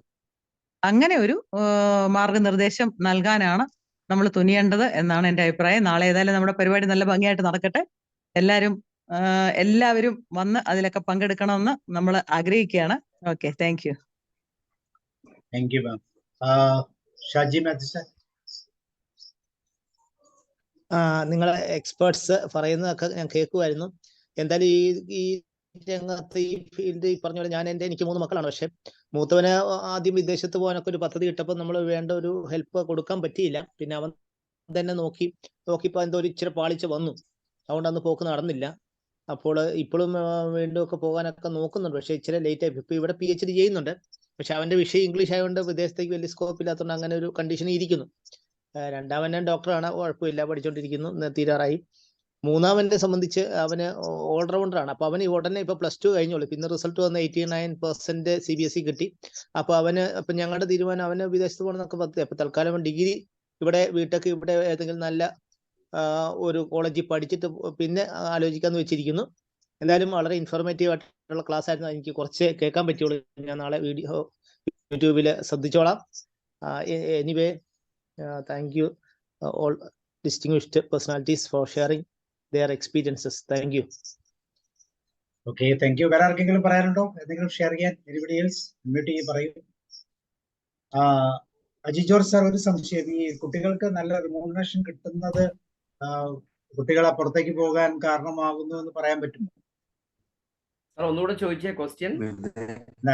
നമ്മുടെ നാട്ടിനേക്കാളും കൂടുതൽ ഇപ്പൊ ടെമ്പററി ആയിട്ട് ജോലി ചെയ്യുന്ന സമയത്താണെങ്കിൽ പോലും നല്ല റിമൂണറേഷൻ കിട്ടുന്നു എന്നുള്ളത് അവിടെ ജോലിക്ക് പോകുന്നതിന് ഒരു കാരണമാകുന്നുണ്ടോ? ഇയർ പ്രഷർ കൊണ്ടൊക്കെ? അത് തന്നെയാണ് സാർ. സാമ്പത്തിക നേട്ടവും ലോ ആൻഡ് ഓർഡറിന്റെ സിസ്റ്റവുമാണ് കുട്ടികളെ അവിടേക്ക് ആകർഷിക്കുന്നത്. അതിന് സംശയമൊന്നുമില്ല. ഞാൻ ആദ്യം പറഞ്ഞതുപോലെ ഒരുപാട് തെറ്റിദ്ധാരണകൾ ഒരുപാട് ധാരണകൾ കുട്ടികളിലേക്ക് ഇൻജക്ട് ചെയ്ത് കൊടുക്കുന്നു നമ്മുടെ സൊസൈറ്റി, നമ്മുടെ മീഡിയാസ്, നമ്മുടെ പൊളിറ്റിക്സ് ലീഡേഴ്സ്. അപ്പൊ ഇത് പുതിയ തലമുറ, ഇപ്പൊ ഏറ്റവും പുതിയ തലമുറ എന്ന് പറയുന്നത് അവർക്ക് ജാതിയും മതവും ഒന്നും ഒരു പ്രശ്നമേ അല്ല, അവരത് അന്വേഷിക്കാറില്ല. അതായത് 90 കിഡ്സ് എന്ന് പറയും, 2000 കിഡ്സ് എന്ന് പറയുന്ന ഈ കുട്ടികളുടെ ഇപ്പം 80 കിഡ്സിനും 90 കിഡ്സിനും ജാതിയും മതവും വേണം. പക്ഷേ 2000 കിഡ്സ്, 2000-ന് ശേഷം ജനിച്ച കുട്ടികൾക്കാർക്ക് ഇതൊന്നും ഒരു ബാധകമല്ല. അപ്പൊ ഈ നമ്മുടെ രാഷ്ട്രത്തിന്റെ പ്രധാന ആളുകളൊക്കെ ജാതി സംസാരിക്കുമ്പോൾ കുട്ടികൾ ചെവി പൊത്തുകയാണ്. അപ്പം അവർക്ക് താല്പര്യമില്ല ഈ രാജ്യത്തിന്റെ സിസ്റ്റത്തോട് താല്പര്യം. എക്സാമ്പിൾ അവർക്ക് താല്പര്യമില്ല. അപ്പൊ അവർക്ക് സാമ്പത്തിക നേട്ടം വേണം, ഇവിടെ ഒന്നും നടക്കില്ല എന്ന് അവർ വിചാരിക്കുന്നു. അപ്പൊ പുറത്തേക്ക് പോകാൻ അവർ ആഗ്രഹിക്കുന്നു. അപ്പൊ ഈ രണ്ട് കാര്യങ്ങളാണ് അവരെ പുറത്തേക്ക് ആകർഷിക്കുന്നത്. അത് നമുക്ക് തടസ്സം പറയാൻ കഴിയില്ല. ഇപ്പം നേരത്തെ ഒരു മാം പറഞ്ഞതുപോലെ IIM എന്ന് പറഞ്ഞത് 30 IIMs ഉണ്ട് ഇന്ത്യയിൽ. Indian institute of management 23 IITs ഉണ്ട്, 30 IIITs ഉണ്ട്. ഈ മഹത്തായ സ്ഥാപനങ്ങളിൽ പഠിച്ച ഒരു കുട്ടിയും ഇന്ത്യയിൽ നിൽക്കുന്നില്ല. ഇവരെല്ലാം കോടിക്കണക്കിന് രൂപയ്ക്ക് പുറത്തേക്ക് പോവുകയാണ്. അപ്പം മഹാന്മാരാരും ഇവിടെ നിൽക്കുന്നില്ല. ഇന്ത്യ ഒരു വൃദ്ധസദനമായി മാറുകയാണ്. കോളേജുകളൊന്നും കുട്ടികളില്ല. സേവ് യൂണിവേഴ്സിറ്റി ആരംഭിച്ചു. ഇപ്പം കോട്ടയത്തെ പല കോളേജുകളിലും ഡിഗ്രിക്ക് സ്റ്റുഡൻസേ ഇല്ല. അപ്പൊ കുട്ടികൾ ആഗ്രഹിക്കുന്നത് സാമ്പത്തിക നേട്ടം, law and order, quality life. അവരതിന് പുറത്തേക്ക് പോകുന്നു. Okay sir, thank you. George sir? Thank you sir. ഇന്നത്തെ ചർച്ച, ഇന്നത്തെ ക്ലാസ്സുകൾ വളരെ ഇൻഫോർമേറ്റീവ് ആയിരുന്നു സാറേ. നാളെ തുടങ്ങാൻ പോകുന്ന സംരംഭം അതാണ് ഇനി ചെയ്യേണ്ട കാര്യം. യഥാർത്ഥത്തിൽ അത് തന്നെയാണ്. കുട്ടികളുടെ അടുക്കൽ യഥാർത്ഥത്തിലുള്ള മെസ്സേജ് അവർക്ക് കിട്ടേണ്ടപ്പോൾ കിട്ടണം. അത് കൊടുക്കാൻ കഴിഞ്ഞാൽ നമ്മൾ രക്ഷപ്പെട്ടു. അതല്ലാതെ ഇന്നത്തെ സാഹചര്യത്തിലേക്ക് നയിച്ചത് മുഴുവൻ നമ്മളാണ്. നമ്മൾ മീൻസ് ഞാൻ ഉദ്ദേശിക്കുന്നത് ഈ രാജ്യത്തെ ഭരണ സംവിധാനങ്ങൾ, ഇവിടുത്തെ വിദ്യാഭ്യാസ നയം, സാമൂഹ്യ നയം എല്ലാം ഇതിനെ പ്രേരിപ്പിക്കുന്ന, നിർബന്ധിക്കുന്ന ഇവിടുത്തെ മാധ്യമങ്ങൾ ഇല്ലേ. 11,000 പേരെ ഒരുമിച്ച് റിക്രൂട്ട് ചെയ്തുകൊണ്ട് പോയി. എന്തൊരു വലിയ വാർത്തയാ. അത് മാത്രമല്ല, നമ്മുടെ മലയാളം മീഡിയാസ് എല്ലാം വിദേശത്തേക്ക് റിക്രൂട്ട് ചെയ്യുന്ന ഏജൻസികളായി മാറി. കറക്റ്റ്. അവരുടെ നിലനിൽപ്പിന് കോടികളല്ലേ അവർക്ക് പരസ്യത്തിൽ കിട്ടുന്നത്. അപ്പോ എന്റെ മകൻ കല്യാണാലോചനയ്ക്ക് വന്നപ്പോ പറഞ്ഞ പെണ്ണിനോട് ചോദിച്ചത്, പുറത്തു പോകാൻ വല്ല താല്പര്യമുണ്ടോ? എനിക്കങ്ങനെ പ്രത്യേകിച്ച് താല്പര്യമൊന്നുമില്ല. അല്ല, അങ്ങനെ ഉണ്ടെങ്കിൽ ഞാൻ കിട്ടുന്നില്ല, പിന്നീട് പ്രശ്നങ്ങൾ വേണ്ട എന്ന് പറഞ്ഞതാ. രണ്ടുപേരും അങ്ങനെ ചിന്തിച്ചു തുടങ്ങി. 2 വർഷം കഴിഞ്ഞപ്പോഴേക്കും അവരുടെ ചങ്ങാതിമാരൊക്കെ വിളിക്കുക, എന്തിനാ നാട്ടിൽ കിടന്ന അലയണേ, ഇങ്ങോട്ട് പോവാ, അവള് ഫാം ഡി കഴിഞ്ഞതാ, എന്നിട്ട് ഒരു ഹയർ സ്റ്റഡീസ് പറഞ്ഞിട്ട് അങ്ങ് പോയി. പിന്നെ ഒരാളെ തന്നെ പോകണ്ടല്ലോ, ഞാൻ പറഞ്ഞു 2 പേരോട് പോകുന്നേ പൊക്കോ. അത് തന്നെ. അപ്പോൾ നമ്മൾ വിചാരിക്കുന്ന പോലെയല്ല, അവർ നിർബന്ധിക്കപ്പെട്ടു പോകുന്ന ഒരു സ്ഥിതിവിശേഷം ഇവിടെ സംജാതമായി. നമ്മുടെ ഭരണാധികാരികൾ ഇത്രയും കാലം ഭരിച്ചിട്ടേ അവർ ചികിത്സിക്കാൻ വേണ്ടി ഇപ്പോഴും പോകുന്ന കാണുമ്പോൾ ഈ ജനങ്ങളെ മുഴുവൻ കൊഞ്ഞനം കുത്തുന്നതിന് തുല്യമല്ലേ? ഇനി എന്നാണ്, ആർക്കാണ്, നമുക്കാണ് അവിടെ പോയി ഈ സംവിധാനം ഒരുക്കാൻ പറ്റുക? അപ്പോ ഇതുപോലെ പലതും അവരുടെ മക്കൾ വിദ്യാഭ്യാസത്തിന് വേണ്ടി പുറത്തു പോകുന്നു. ആ സംവിധാനം ഇവിടെ ഒരുക്കുന്നില്ലല്ലോ. എത്ര ചെലവ് വരുന്നതാണേലും ശരി, എന്ത് ബുദ്ധിമുട്ടുള്ളതാണേലും ശരി, അതൊക്കെ താങ്ങാനും ഞങ്ങൾ ഇൻവെസ്റ്റ് ചെയ്യാമെന്ന് പറഞ്ഞാലും അവരെ തല്ലി ഓടിക്കും. പിന്നെ എങ്ങനെയാ നമ്മൾ രക്ഷപ്പെടണേ? അപ്പൊ ഇത് പണ്ട് തമിഴൻ നമ്മുടെ നാട്ടിൽ വന്ന് പണിയെടുത്ത് എല്ലാ പണികളും ചെയ്തിരുന്നത് പോലെ ഇന്ന് കേരളീയര് വിദേശ നാടുകളിൽ പോയി പണിയെടുക്കുന്നു, അത്രയേ ഉള്ളൂ. അത് കാലത്തിന്റെ ഒരുപക്ഷെ പ്രകൃതിയുടെ നിയമം ആ ചക്രം തിരിഞ്ഞപ്പോൾ പാലിക്കപ്പെടേണ്ടി വന്നതായിരിക്കാം. എന്നായാലും അത് നല്ലതിനായി പരിണമിക്കും. അതിന് ഉത്തരവാദിത്വം നമ്മളാണ്. ഇനി മാറ്റം ഉണ്ടാകണമെങ്കിൽ നാളെ തുടങ്ങുന്നത് പോലുള്ള പരിപാടികളിലൂടെ ഇതിന്റെ പ്രചരണം നടക്കണം. അവരെ ആ കൃത്യസമയത്ത് അവർക്ക് വിവരം കൊടുക്കുക, അത് തന്നെയാണ് ഇതിന് പ്രതിവിധി. ഒരു ഇടക്കാലം, നിത്യകാലഘട്ടം എന്നൊക്കെ പറയും പോലെ ഒരു ഇടക്കാലത്ത് കേരളത്തിന്റെ ചരിത്രം എഴുതുകയാണെങ്കിൽ ഇങ്ങനെ ഒരു വലിയ ചോർച്ച, യുവജനങ്ങൾ ഈ നാട് വിട്ടുപോയ ഒരു കഥ ചരിത്രമായി മാറും. അത് വീണ്ടും തിരുത്തപ്പെടുന്നത് ഇങ്ങനെയുള്ള പുതിയ നവോത്ഥാന പ്രസ്ഥാനങ്ങളിലൂടെയാണ് എന്ന് ചരിത്രം പറഞ്ഞേക്കും എന്ന് തോന്നുന്നു. Thank you sir, thank you so much. ഒരു സംശയം ചോദിക്കട്ടെ. ഈ സാധാരണ കുട്ടികൾ ഇങ്ങനെ നല്ല ഗ്രാജുവേഷൻ അല്ല, നല്ല പോസ്റ്റ് ഗ്രാജുവേഷൻ ഇല്ലാതെ, നല്ല വിദ്യാഭ്യാസം ഇല്ലാതെ വിദേശത്ത് പോകുന്നതിന് പ്രധാനപ്പെട്ട കാരണം മാതാപിതാക്കളല്ലേ? അവർക്ക് വേണ്ട രീതിയിൽ പരിഗണന കൊടുക്കാതെ മറ്റു കുട്ടികൾ ചെയ്യുന്നത് പോലെ, അല്ലെങ്കിൽ എന്റെ കൊച്ചിന് കുഴപ്പമില്ല, എനിക്ക് പൈസ ഉണ്ടെന്നൊക്കെ ചിന്തിച്ചുകൊണ്ട് ഏത് കോഴ്സിനും എപ്പോ വേണമെങ്കിലും വിടാൻ തോന്നുന്ന രീതിയിൽ മാതാപിതാക്കളുടെ കുറവല്ലേ, അല്ലെങ്കിൽ അറിവില്ലായ്മയല്ലേ സത്യത്തിൽ ഇങ്ങനെ ഒരു പ്രശ്നം ഉണ്ടാക്കുന്നത്? അല്ല സർ, അങ്ങനെയല്ല. ഇപ്പോഴത്തെ കുട്ടികൾക്ക് എല്ലാം അറിയാം. ഇപ്പോഴത്തെ കുട്ടികൾക്കെല്ലാം അറിയാം. മാതാപിതാക്കളെ കുട്ടികളാണ് നിർബന്ധിക്കുന്നത് വിദേശത്തേക്ക് പോകണമെന്ന്, മാതാപിതാക്കളല്ല.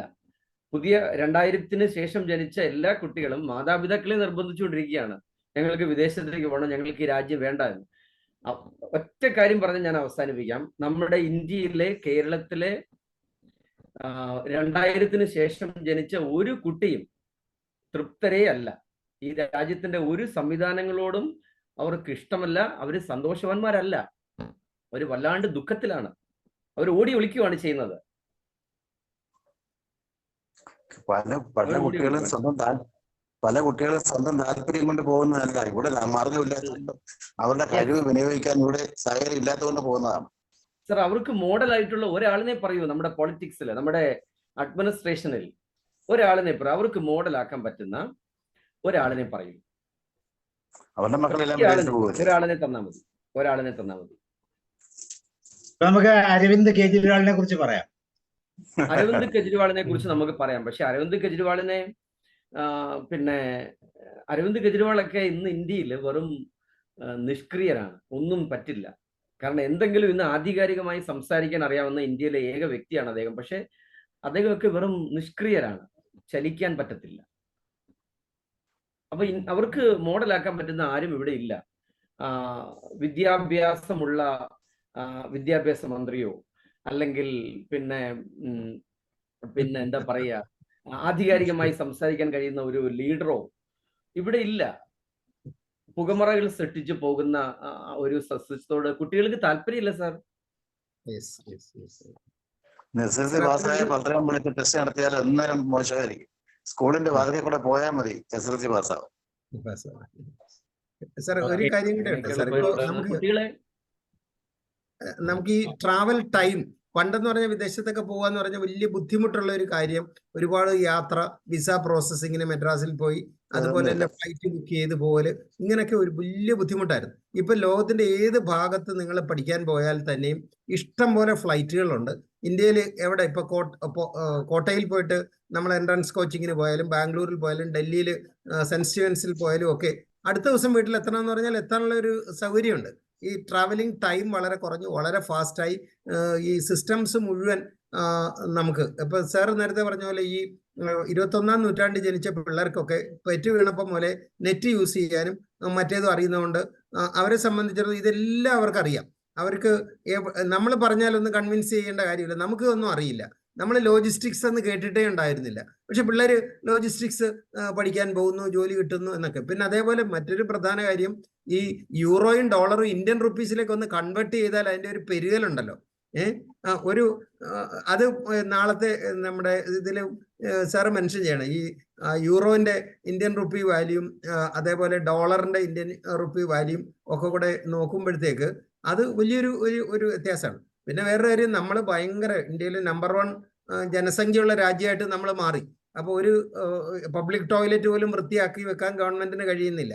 ടി വിയിൽ കാണിച്ചിരുന്നു, കോഴിക്കോട് KSRTC സ്റ്റാൻഡിൽ എറണാകുളത്തെ ബസ്സിൽ ഇറങ്ങി ഒരു മൂത്രം ഒഴിക്കാനായിട്ട് ഓടി ചെല്ലുമ്പോഴത്തേ അവിടെ ബീപ്പ് വെച്ച് അടച്ചു വെച്ചിരിക്കുകയാണ്. ഇവിടെ റിപ്പയർ ആണ്, നിങ്ങൾ ക്ഷമിക്കണമെന്നാണ് അവിടെ എഴുതി വെച്ചിരിക്കുന്നത്.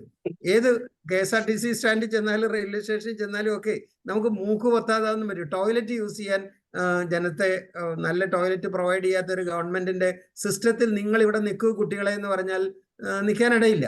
അപ്പോൾ അതുകൊണ്ട് ഈ ജനസംഖ്യ കുറഞ്ഞ യൂറോപ്യൻ രാജ്യങ്ങളിലായാലും US-ലായാലും ഓസ്ട്രേലിയയിലായാലും കാനഡയിലായാലും ഒക്കെ അവിടെ പോയി കഴിഞ്ഞാൽ കുറച്ചു പേർക്ക് വേണ്ടിയിട്ടുള്ള സൂപ്പർ സൗകര്യങ്ങൾ നമ്മുടെ കുട്ടികൾ പോയി എൻജോയ് ചെയ്യട്ടെ എന്നാണ് എൻ്റെ അഭിപ്രായം. ബാത്റൂം, അതുപോലെ റോഡ്, അതിൽ ഈ റൂൾസ് പാലിക്കാനുള്ളതാണ് വിദേശത്തെല്ലാം തന്നെ. പക്ഷെ കേരളത്തിൽ നമുക്ക് റൂൾസ് എല്ലാം സ്വാധീനം ഉപയോഗിച്ച് ചാടിക്കടക്കാനുള്ള ഒന്നാണ്. നമ്മുടെ ചാർട്ടേഡ് അക്കൗണ്ടന്റുമാരെല്ലാം ഇരിക്കുന്ന ടാക്സ് എങ്ങനെ വെട്ടിക്കാം എന്ന് ഈ ക്ലയന്റിനെ സഹായിക്കാൻ വേണ്ടി ഇരിക്കുന്നവരാണ്. അതേപോലെ ലാൻഡ് കൺവേർഷൻ, ഇപ്പൊ നമ്മൾ പോയി കഴിഞ്ഞാൽ വില്ലേജ് ഓഫീസിലോ അല്ലെങ്കിൽ RDOന്റെ അടുത്തോ റവന്യൂയിലോ പോയിട്ട് പറ്റില്ല. പക്ഷെ ഒരു ഏജന്റിനെ നമ്മളങ്ങ് ഏൽപ്പിച്ചു കഴിഞ്ഞാൽ അതെല്ലാം ശരിയാക്കിയിട്ട് വരും. ഒരു കാര്യം കൂടെ ഞാൻ പറയാം, ഞാൻ ഈ എൻ്റെ ഡ്രൈവിംഗ് ലൈസൻസ് റിന്യൂ ചെയ്യാനായിട്ട് ഞാൻ പോയതേ ഇല്ല. ഒരു ഡ്രൈവിംഗ് സ്കൂളുകാരനെ ഫോണിൽ വിളിച്ചു, അവൻ വന്നിട്ട് ഇത് വാങ്ങിക്കൊണ്ടുപോയി. ഈ ഒരു ഹെൽത്ത് സർട്ടിഫിക്കറ്റ് ഒന്നും എനിക്കൊരു പ്രയാസമില്ല. പക്ഷെ അവൻ പറഞ്ഞു, അതൊന്നും വേണ്ട സാർ, ഞാൻ എല്ലാം റെഡിയാക്കിക്കോളാം. എന്നിട്ട് റിന്യൂഡ് സർട്ടിഫിക്കറ്റ് ആണ്. അത് ഞാനൊന്ന് RTOയിൽ പോയി നോക്കണം, എൻ്റെ ഇതൊന്ന് റിന്യൂ ചെയ്യാനായിട്ടൊന്ന് പോയിട്ടുണ്ടെങ്കിൽ ഞാൻ വട്ടം തിരിഞ്ഞു പോകില്ലേ. അതേപോലെ ഉള്ള ഫെസിലിറ്റീസും ഒക്കെ. അതുകൊണ്ട് നമ്മുടെ കുട്ടികൾ പോവട്ടെ സാർ, അവർക്ക് നല്ല വഴികൾ കാണിച്ചു കൊടുക്കും, മാർഗം കാണിച്ചു കൊടുക്കും. പോകണ്ട എന്നല്ല പറയുന്നത്, വിദ്യാഭ്യാസം നല്ല രീതിയിൽ വിദ്യാഭ്യാസം പോകാൻ ഞാൻ പറഞ്ഞ ഉദ്ദേശം അതേ ഉള്ളൂ. ഇപ്പൊ ഞാൻ ഉദാഹരണം പറയാം. എന്റെ മോള് +2 കഴിഞ്ഞപ്പോൾ എന്നോട് പറഞ്ഞു ഞാൻ വിദേശത്ത് പോയി പഠിക്കുകയാണ്. അപ്പൊ ഒറ്റ കണ്ടീഷൻ ഞാൻ വെച്ചിട്ടുള്ളൂ, ഒരു പ്രൊഫഷണൽ ഡിഗ്രി എടുത്തിട്ട് എവിടെ വേണമെങ്കിലും പൊക്കോളൂ, അതിനൊരു കുഴപ്പമില്ല. ഇപ്പൊ അവള് പ്രൊഫഷണൽ ഡിഗ്രി എടുത്തു, കേരളത്തിൽ തന്നെ ജോലിയായി, ഇപ്പൊ പുള്ളിക്കാരിക്ക് പോകണമെന്നില്ല. അപ്പൊ ആ ചേഞ്ചാണ് ഞാൻ പറഞ്ഞത്. അപ്പൊ പ്രൊഫഷണൽ ഡിഗ്രി എടുത്തു കഴിഞ്ഞാൽ കുട്ടികൾക്ക് അവർക്ക് തന്നെ തീരുമാനിക്കാം പോകണോ വേണ്ടയോ എന്ന്. പക്ഷെ അങ്ങനെ അല്ലാതെ വരുമ്പോൾ അതാ ഞാൻ മാതാപിതാക്കളുടെ ഇഷ്ടമല്ലേ എന്ന് ചോദിച്ചതിന്റെ കാര്യം. റൈറ്റ് പാത്ത് കാണിച്ചു കൊടുക്കാൻ നല്ലതാണ് സർ. പക്ഷെ ഇവർക്ക് ഈ ഒരു ഇതില്ലേ, ഈ ബേൺ ചെയ്യുന്ന ആ ഉള്ളിലൊരു അഗ്നി ജ്വലിക്കുന്ന സമയത്ത് വേണം പിള്ളേരെ പറഞ്ഞു വിടാൻ. അല്ലാതെ അവരെ പിടിച്ചിങ്ങോട്ട് നിർത്തുകയും അവര് പ്രാരാബ്ദവും കുട്ടിയും ഒക്കെ ആയിട്ട് കഴിഞ്ഞ് ബ്രസ്റ്റ് ഫീഡിങ് മദറായി കഴിഞ്ഞിട്ട് വെളിയിൽ പോകും എന്നൊക്കെ പറഞ്ഞാൽ അവർ പോവില്ല. അപ്പൊ അതുകൊണ്ട് ആ ഉള്ളിലുള്ള ഒരു ഫുൾ എൻതൂസിയാസത്തിൽ അവർ പൊക്കോട്ടെ, അവർക്ക് വേണ്ട സഹായങ്ങൾ ചെയ്യുന്ന രീതിയിൽ നാളത്തെ കോഴ്സ് സാർ ഭംഗിയായിട്ട് അങ്ങനെ സാർ അങ്ങനെ പോകട്ടെ എന്ന് പറയുമ്പോൾ നമ്മള് പിന്നെ പോകട്ടെ എന്ന് പറയുമ്പോൾ നമ്മള് ഞാൻ പറഞ്ഞതുപോലെ അവർ പോകണം, പക്ഷെ നല്ല ഐഡിയാസ് ഉണ്ടാക്കിയെടുത്തിട്ട് അവര് സുരക്ഷിതമായി പുറത്തേക്ക് പോകുക എന്നുള്ളതാണ് എൻ്റെ ഒരു പോളിസി. ഇവിടെ നമ്മൾ മനസ്സിലാക്കി നമ്മൾ ഒന്നാമത് കുട്ടികൾ പറയുന്നത് ഇവിടെ എല്ലാം കോമഡി ആണെന്നാണ്. ഞാൻ കോമഡി ആണെന്ന് അവർ പറയുന്നതിന്റെ ഒരു റീസൺ, ഇപ്പൊ കേരളത്തിൽ 19 മെഡിക്കൽ കോളേജ് ഉണ്ട് പ്രൈവറ്റില്. 19 മെഡിക്കൽ കോളേജിൽ 19 ഫീസാണ്. MBBSന്റെ ഫീസ് ഒന്ന് ഏകീകരിക്കാൻ പോലും കഴിയാത്ത ഒരു അഡ്മിനിസ്ട്രേഷൻ. 19 മെഡിക്കൽ കോളേജിൽ 19 ഫീസാണ് MBBSന്. നിങ്ങൾ അന്വേഷിച്ച് നോക്കൂ, തെറ്റുണ്ടെങ്കിൽ നിങ്ങൾ എന്നോട് വിളിച്ചു പറയൂ. 19 മെഡിക്കൽ കോളേജിൽ 19 ഫീസ്. 19 മെഡിക്കൽ കോളേജിന്റെ ഫീസ് ഒന്ന് ഏകീകരിക്കാൻ പറ്റാത്ത അഡ്മിനിസ്ട്രേഷൻ. BSc നഴ്സിംഗിന് കർണാടകത്തിൽ ഒരു എൻട്രൻസ് വെച്ചു, ആന്ധ്രയിലെ നീറ്റ്, തമിഴ്നാട്ടിൽ നീറ്റ് മതി, കേരളത്തിൽ എൻട്രൻസ് ഇല്ല. എന്തുകൊണ്ട് കർണാടകയിൽ മാത്രം എൻട്രൻസ് വെച്ചു? ഫിസിക്സ്, കെമിസ്ട്രി, ബയോളജി ഒരേ പാറ്റേണിലുള്ള ഒരു എക്സാം നീറ്റ് ഉള്ളപ്പോൾ എന്തിന് കർണാടക മാത്രം എൻട്രൻസ് വെച്ചു? ഇന്ത്യൻ നഴ്സിംഗ് കൗൺസിൽ പേടിപ്പിച്ചപ്പോൾ എന്തുകൊണ്ട് കേരളം ചെയ്തില്ല? ആര് ചോദിക്കും? ഇവിടെ ആർക്കും ഒന്നും ചോദിക്കാനില്ല, ആരുമില്ല ഒന്നും ചോദിക്കാൻ. തോന്നിയ പടി. നഴ്സിംഗിന്റെ ഫീസ് നിങ്ങൾ കർണാടകയിൽ നോക്കൂ, തോന്നിയ പോലാണ് ഫീസ് കൂട്ടുന്നത്. അവിടെ 120 കോളേജിൽ 120 ഫീസാണ്. ഇവിടെ ചോദിക്കാനും ആരുമില്ല, പറയാനും ആരുമില്ല. ഇത് കോമഡി അല്ലാതെ എന്താണ്? നിങ്ങൾ പറയൂ. ജോസഫ് സാറോട് പറയും. വളരെ കാലിക പ്രസക്തിയുള്ള ഒരു വിഷയമാണ്. എല്ലാവരും എല്ലാം തന്നെ പറഞ്ഞു. അതിൻ്റെ കൂടെ 1-2 പോയിന്റുകൾ ഞാൻ എടുത്തു വെക്കുകയാണ്. പിള്ളേർ ഫെഡപ്പാണ്, യുവജനങ്ങൾ. കാരണം ഡേർട്ടി പൊളിറ്റിക്സ് ഒന്നാമത്. ദെൻ അഴിമതിയിൽ മുങ്ങിക്കുളിച്ച് വികസനങ്ങളെല്ലാം മുരടിക്കുന്നു. വർഗീയത, സാർ നേരത്തെ സൂചിപ്പിച്ചതുപോലെ ഈ ഉള്ള പ്രശ്നങ്ങളൊക്കെ കൊണ്ട് ദേ ആർ ഫെഡപ്പ് ഇവിടുത്തെ ഈ സൊസൈറ്റിയിൽ. അതുപോലെ തന്നെ ഇവിടെ വാസയോഗ്യമായ ഒരു കാലാവസ്ഥ പോലും ഇല്ലാത്ത സാഹചര്യം മുതിർന്നവരുണ്ടാക്കി വെച്ചില്ലേ.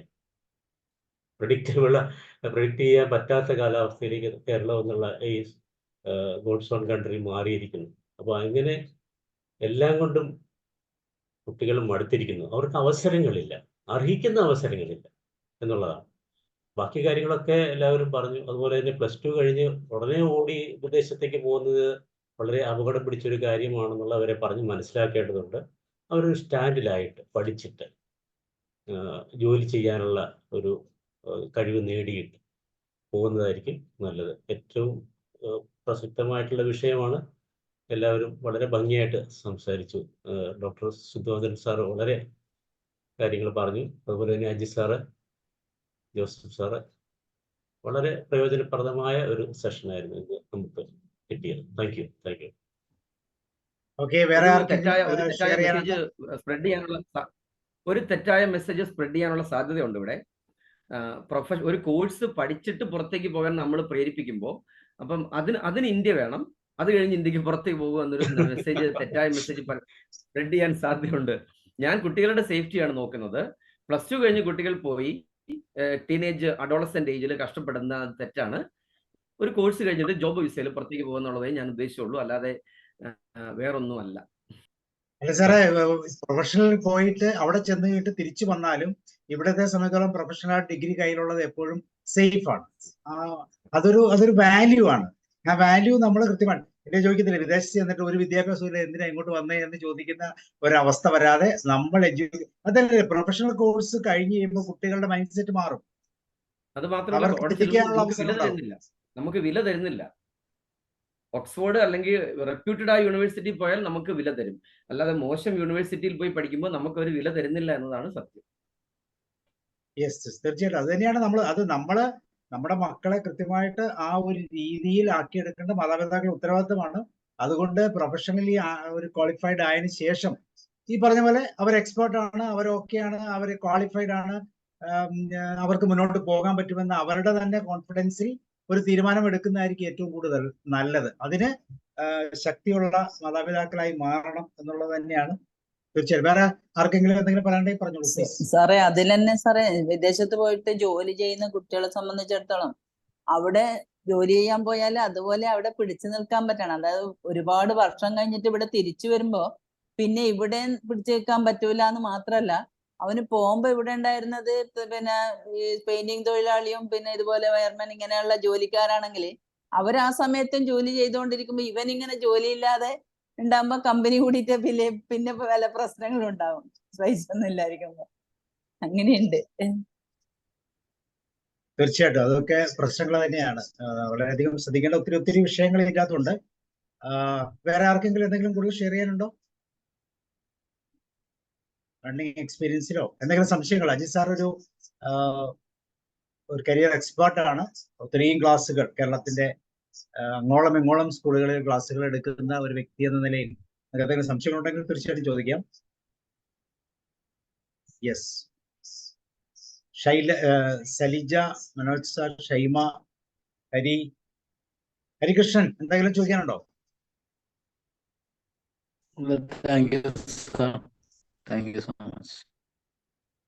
Yes, okay. അപ്പൊ അങ്ങനെയാണെങ്കിൽ നാളത്തെ ഈ പ്രോഗ്രാമിലേക്ക് ഒരിക്കൽ കൂടി ഞാൻ നിങ്ങളെ ക്ഷണിക്കുകയാണ്. U3 Kottayam, university of third age Kottayam യൂണിറ്റിന്റെ ഭാഗമായി ഈ പ്രോഗ്രാം നാളെ നമ്മൾ ഇനാഗ്രേറ്റ് ചെയ്യാണ്. അതിനുശേഷം തുടർ പരിശീലനം എന്ന നിലയിൽ വീണ്ടും ഇതുപോലത്തെ ക്ലാസ്സുകൾ അറേഞ്ച് ചെയ്യും. നിങ്ങളെല്ലാവരുടെയും പാർട്ടിസിപ്പേഷൻ ഉണ്ടാകണം. കാരണം നമ്മളെല്ലാം റിസോഴ്സ് പേഴ്സൺസ് ആണ്, നല്ല റിസോഴ്സ്ഫുൾ ആണ്. അതുകൊണ്ട് തന്നെ തീർച്ചയായിട്ടും നമുക്കൊരു നല്ല മാർഗനിർദ്ദേശം നമ്മുടെ കുട്ടികൾക്ക് കൊടുക്കാം. അപ്പൊ ഇന്ന് നമ്മളെ ലീഡ് ചെയ്ത അജി ജോർജ് സാറിനും അതുപോലെ ജെയിംസ് സാർ ഇവിടെ ഉണ്ടോ? ജെയിംസ് സാർ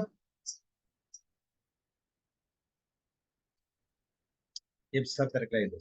ഓക്കെ, അപ്പൊ അജി ജോസ് സാർ, വളരെ സന്തോഷം, വളരെ നന്ദി. നാളത്തെ ക്ലാസ്സിലേക്ക് വേണ്ടിയിട്ടുള്ള ഏകദേശം റിസോഴ്സുകളൊക്കെ നമ്മൾ ഷെയർ ചെയ്തു. തീർച്ചയായിട്ടും ഒരു നല്ല തുടക്കം എന്ന നിലയിൽ നിങ്ങളുടെ നിങ്ങളുടെ പ്രാർത്ഥനയിൽ ഓർത്തിരിക്കുക. പറ്റുമെങ്കിൽ യൂണിവേഴ്സിറ്റിയിലേക്ക് രാവിലെ 10 മണിക്ക് എത്താം. സോ അങ്ങനെയാണ് നമുക്ക് വൈൻഡപ്പ് ചെയ്യാൻ. വേറെ ആർക്കൊന്നും പറയാനില്ലല്ലോ? Anybody else? സാറേ, ഞാനൊരു സംശയം ചോദിക്കാൻ വേണ്ടി ശ്രമിച്ചിട്ടുണ്ടായിരുന്നു. ചോദിക്കും. ഞാനൊരു പാരന്റ് ആണ്. പാരന്റ് എന്നുള്ള നിലയിലുള്ള ഒരു സംശയമാണ് എന്റേത്. ഓക്കെ സാർ, കേൾക്കുന്നില്ലേ? എന്റെ മോൾ ഇപ്പം +2 കഴിഞ്ഞു. കേരള സിലബസ് +2 റിസൾട്ട് വന്നു. നല്ല റിസൾട്ട് തന്നെയാണ്. ഇപ്പൊ നീറ്റ് കോച്ചിങ്ങിന് വേണ്ടി ചേർന്നിട്ടുണ്ട്.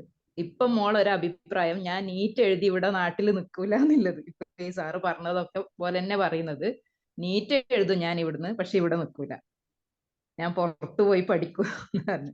അപ്പൊ നമ്മൾ പറഞ്ഞത് ഇതേപോലെ സാറ് പറഞ്ഞത് പോലെയാണ്, ഇവിടുന്ന് പഠിക്കുക എന്നിട്ട് പുറത്ത് വേണമെങ്കിൽ ജോലിക്ക് പോകുക എന്നുള്ളതാണ്. അപ്പൊ അതിനെക്കുറിച്ച് സാറിനുള്ള ഒരു അഭിപ്രായം പറയണം. അതുപോലെ തന്നെ മൂത്ത മോനുണ്ട്. മോൻ PhD ഫൈനൽ ഇയർ ആയി, ഇപ്പം ചെയ്തുകൊണ്ടിരിക്കുന്നു. മോൻ പോസ്റ്റ് ഡോക്ക് ചെയ്യാൻ വേണ്ടി പുറത്തേക്ക് പോകാൻ വേണ്ടി ആഗ്രഹിക്കുന്നു. ഇവിടെ ജോലിയില്ല. ഇപ്പം ഈ പറഞ്ഞ എല്ലാ സ്വഭാവങ്ങളും അവർക്കുണ്ട്. അവർക്കൊന്നും ഇവിടെ ഇഷ്ടമല്ല, നമ്മുടെ സോഷ്യലി ഇഷ്ടമല്ല, ഇവിടുത്തെ രീതികൾ ഇഷ്ടമല്ല. നിങ്ങൾ എങ്ങനെ ജീവിക്കുന്ന ചോദിക്കുന്നത് നമ്മളോട്. അപ്പൊ അതുപോലെ നമുക്കാവില്ല, നമ്മൾ പോകുന്നു.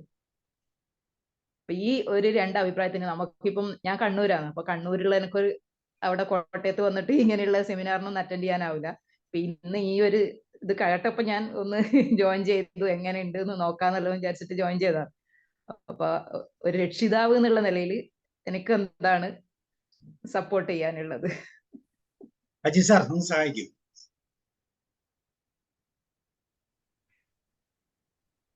+2 കഴിഞ്ഞ പെൺകുട്ടിയോട് നീറ്റ് എക്സാം എഴുതിയിട്ട് അയാൾക്ക് പുറത്തു പോകണമെങ്കിൽ 140 മാർക്ക് മേടിക്കണം. 140 മാർക്ക് മേടിച്ചിട്ട് പുറത്തു പോയി MBBS പഠിക്കാം. ഇപ്പൊ ഉക്രൈനിലൊക്കെ സാർ നേരത്തെ പറഞ്ഞതുപോലെ ഹൈ ക്വാളിറ്റി എഡ്യൂക്കേഷൻ ഉണ്ടായിരുന്നു.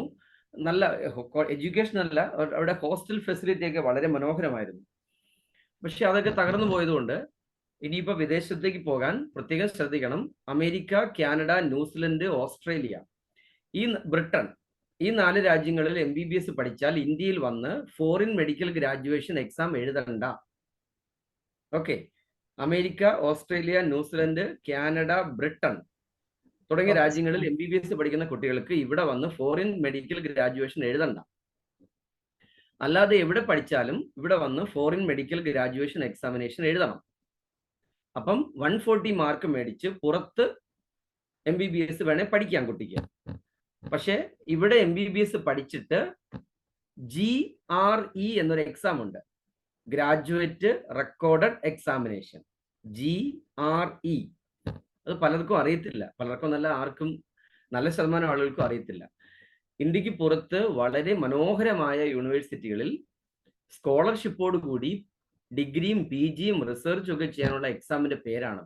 അപ്പൊ അയാളോട് ഇവിടെ MBBS പഠിച്ചിട്ട് അത്തരം എക്സാംസ് എഴുതി പുറത്തു പോയി PG ഒക്കെ ചെയ്യാൻ പറയുക. ഓക്കെ, പഠിക്കാനാ താല്പര്യം, വെറ്റിനറിയോടാണ് താല്പര്യം. നല്ല കോഴ്സാണ്, കാരണം വെറ്റിനറി നല്ല കോഴ്സ് അല്ലേ? പറഞ്ഞോളൂ. അത് ഇവിടെ പഠിക്കലല്ലേ നല്ലത്? വെറ്റിനറി ഇവിടെ പഠിച്ചിട്ട് പുറത്തു പോകുന്നതാണ് നല്ലത്. ഓക്കെ ശരി. സാബു സാറിന്റെ കയ്യിൽ നിന്ന് എന്റെ കോണ്ടാക്ട് നമ്പർ മേടിച്ചിട്ട് ഒരു ദിവസം ഗൂഗിൾ മീറ്റിലോ സൂമിലോ ഒന്ന് കമ്മ്യൂണിക്കേറ്റ് ചെയ്യാൻ നോക്കൂ കുട്ടികളുമായിട്ട്. അവർ ഇവിടെ പഠിച്ചിട്ട് പുറത്തു പോകുന്നതാണ് നല്ലത്. BBS ഇവിടെ എടുത്തിട്ട് പുറത്തു പോവുക. കാരണം യൂറോപ്പില് ഓരോ വീട്ടിലും കുട്ടികളില്ലെങ്കിലും പെറ്റ്സ് ഉണ്ടായിരിക്കും. അപ്പൊ വലിയ ചാൻസ് ആണ് പുറത്ത് BBSന്. ഓക്കെ, പിന്നെ PhD എടുത്ത ആളിനോട് പോസ്റ്റ് ഡോക്ടറൽ പുറത്ത് വലിയ ചാൻസ് ആണ്. വിദേശത്ത് നല്ല സ്കോപ്പാണ്.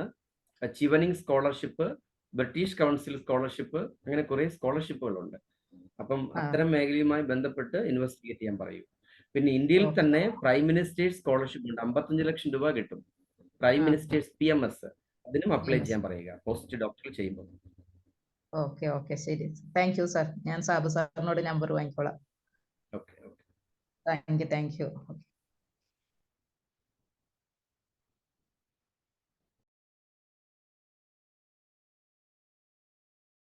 സാറേ ഡോക്ടേഴ്സിന് ഓസ്ട്രേലിയയിലും നല്ല ചാൻസ് അല്ലേ സാറേ? നല്ല ചാൻസാ സാറേ. സാർ അൺമ്യൂട്ട് ചെയ്യൂ. സാർ സാബു സാർ അൺമ്യൂട്ട് ചെയ്യൂ. അജി ഡോക്ടേഴ്സിന് ജോർജ് നല്ല ചാൻസ് ആണ്. യൂട്യൂബിലെ സാർ, അജി ജോർജ് എന്തോ? യൂട്യൂബിൽ യൂട്യൂബിൽ അജി ജോർജ് ആണോ? യൂട്യൂബിലോ ഫേസ്ബുക്കിലോ എല്ലാം ഉണ്ടോ? ഞാനോ? ആ ഞാനിപ്പോ വാട്സാപ്പിൽ ലൈവാ. അല്ല സാർ, അങ്ങനെയല്ല ഞാൻ ചോദിച്ചത്. സാറിന്റെ ക്ലാസ്സുകളൊക്കെ കാണാനുള്ള എന്തെങ്കിലും വീഡിയോസാ. അജി ജോർജ് എന്ന് കൊടുത്താൽ മതി. അജി ജോർജ് വീഡിയോ ഗൂഗിളിൽ സെർച്ച് ചെയ്താൽ മതി, സാറിന്റെ ക്ലാസ്സുകൾ കാണാം. ഇനി കൂടുതൽ ഡീറ്റെയിൽസ് വേണമെങ്കിൽ തീർച്ചയായിട്ടും എന്നെ വിളിക്കാം. ഹരികൃഷ്ണൻ എന്തെങ്കിലും പറഞ്ഞോ? ഹരി ഇല്ല. ഓക്കെ, എന്താ പറഞ്ഞു?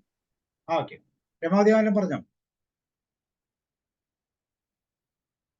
സാറ് കേട്ടില്ലേ? സാറിനോട് ഞാൻ പറഞ്ഞ ഓസ്ട്രേലിയയിലെ MBBS ഡോക്ടർക്ക് നല്ല പിന്നെ സാലറി ഉള്ളതാണ്. അല്ല, ഇന്ത്യയിൽ നിന്ന് പഠിച്ചിട്ട് അവിടെ ചെല്ലുമ്പോൾ അവരുടേതായ ചില ക്രൈറ്റീരിയാസ് ഒക്കെ ഉണ്ടേ. യെസ്, അതുണ്ട്. അത് കഴിഞ്ഞാൽ നല്ല ചാൻസ്. അമേരിക്കയിലെ പ്രസിഡന്റിനെ ചികിത്സിക്കുന്ന ഹോസ്പിറ്റലിൽ വരെ ഇന്ത്യൻ ഡോക്ടേഴ്സ് ആണ് 70%. അത് മോളുടെ ഭർത്താവിന്റെ ബ്രദറും ഭാര്യ അവിടെയാണ് ഓസ്ട്രേലിയയിൽ. ഓക്കെ, അപ്പോൾ thank you very much Aji George sir. വളരെ സന്തോഷം. വളരെ ക്രിയാത്മകമായ ഒരു വിഷയത്തെ കുറിച്ചാണ് നമ്മൾ ചർച്ച ചെയ്തത്. ഒത്തിരി പുതിയ കാര്യങ്ങൾ നമ്മൾ മനസ്സിലാക്കേണ്ടതുണ്ട്. പ്രത്യേകിച്ച് നമ്മളുടെ അല്ലേ, സാർ പറഞ്ഞൊരു വാക്കുണ്ട്, പ്രായമുള്ളവരുടെ ഒരു ആസ്ഥാനമായി മാറിക്കൊണ്ടിരിക്കുകയാണ്. അപ്പൊ അത് എങ്ങനെ വേണം, എന്താണ് അതിന്റെ സാഹചര്യങ്ങൾ എന്നെല്ലാം കൃത്യമായി മനസ്സിലാക്കണം. പ്രായമുള്ളവർ ഇരിക്കട്ടെ, പക്ഷെ നമ്മുടെ മക്കൾ ഏറ്റവും സേഫായി, ഏറ്റവും പവർഫുൾ ആയിട്ട് മുന്നോട്ട് പോകാനുള്ള ഒരു സാഹചര്യം കൂടെ നമ്മളിലൂടെ, നമ്മൾ തിരിച്ചറിവിലൂടെ ഉണ്ടാക്കുക. നല്ല നല്ല പഠന കേന്ദ്രങ്ങളിൽ കൺസൾട്ടേഷനിലൂടെ കടന്നു പോവുക. ജോർജ് സാറിനൊക്കെ അങ്ങനെയുള്ള കാര്യങ്ങൾക്ക് വേണ്ടി നമുക്ക് ഉപയോഗിക്കാം.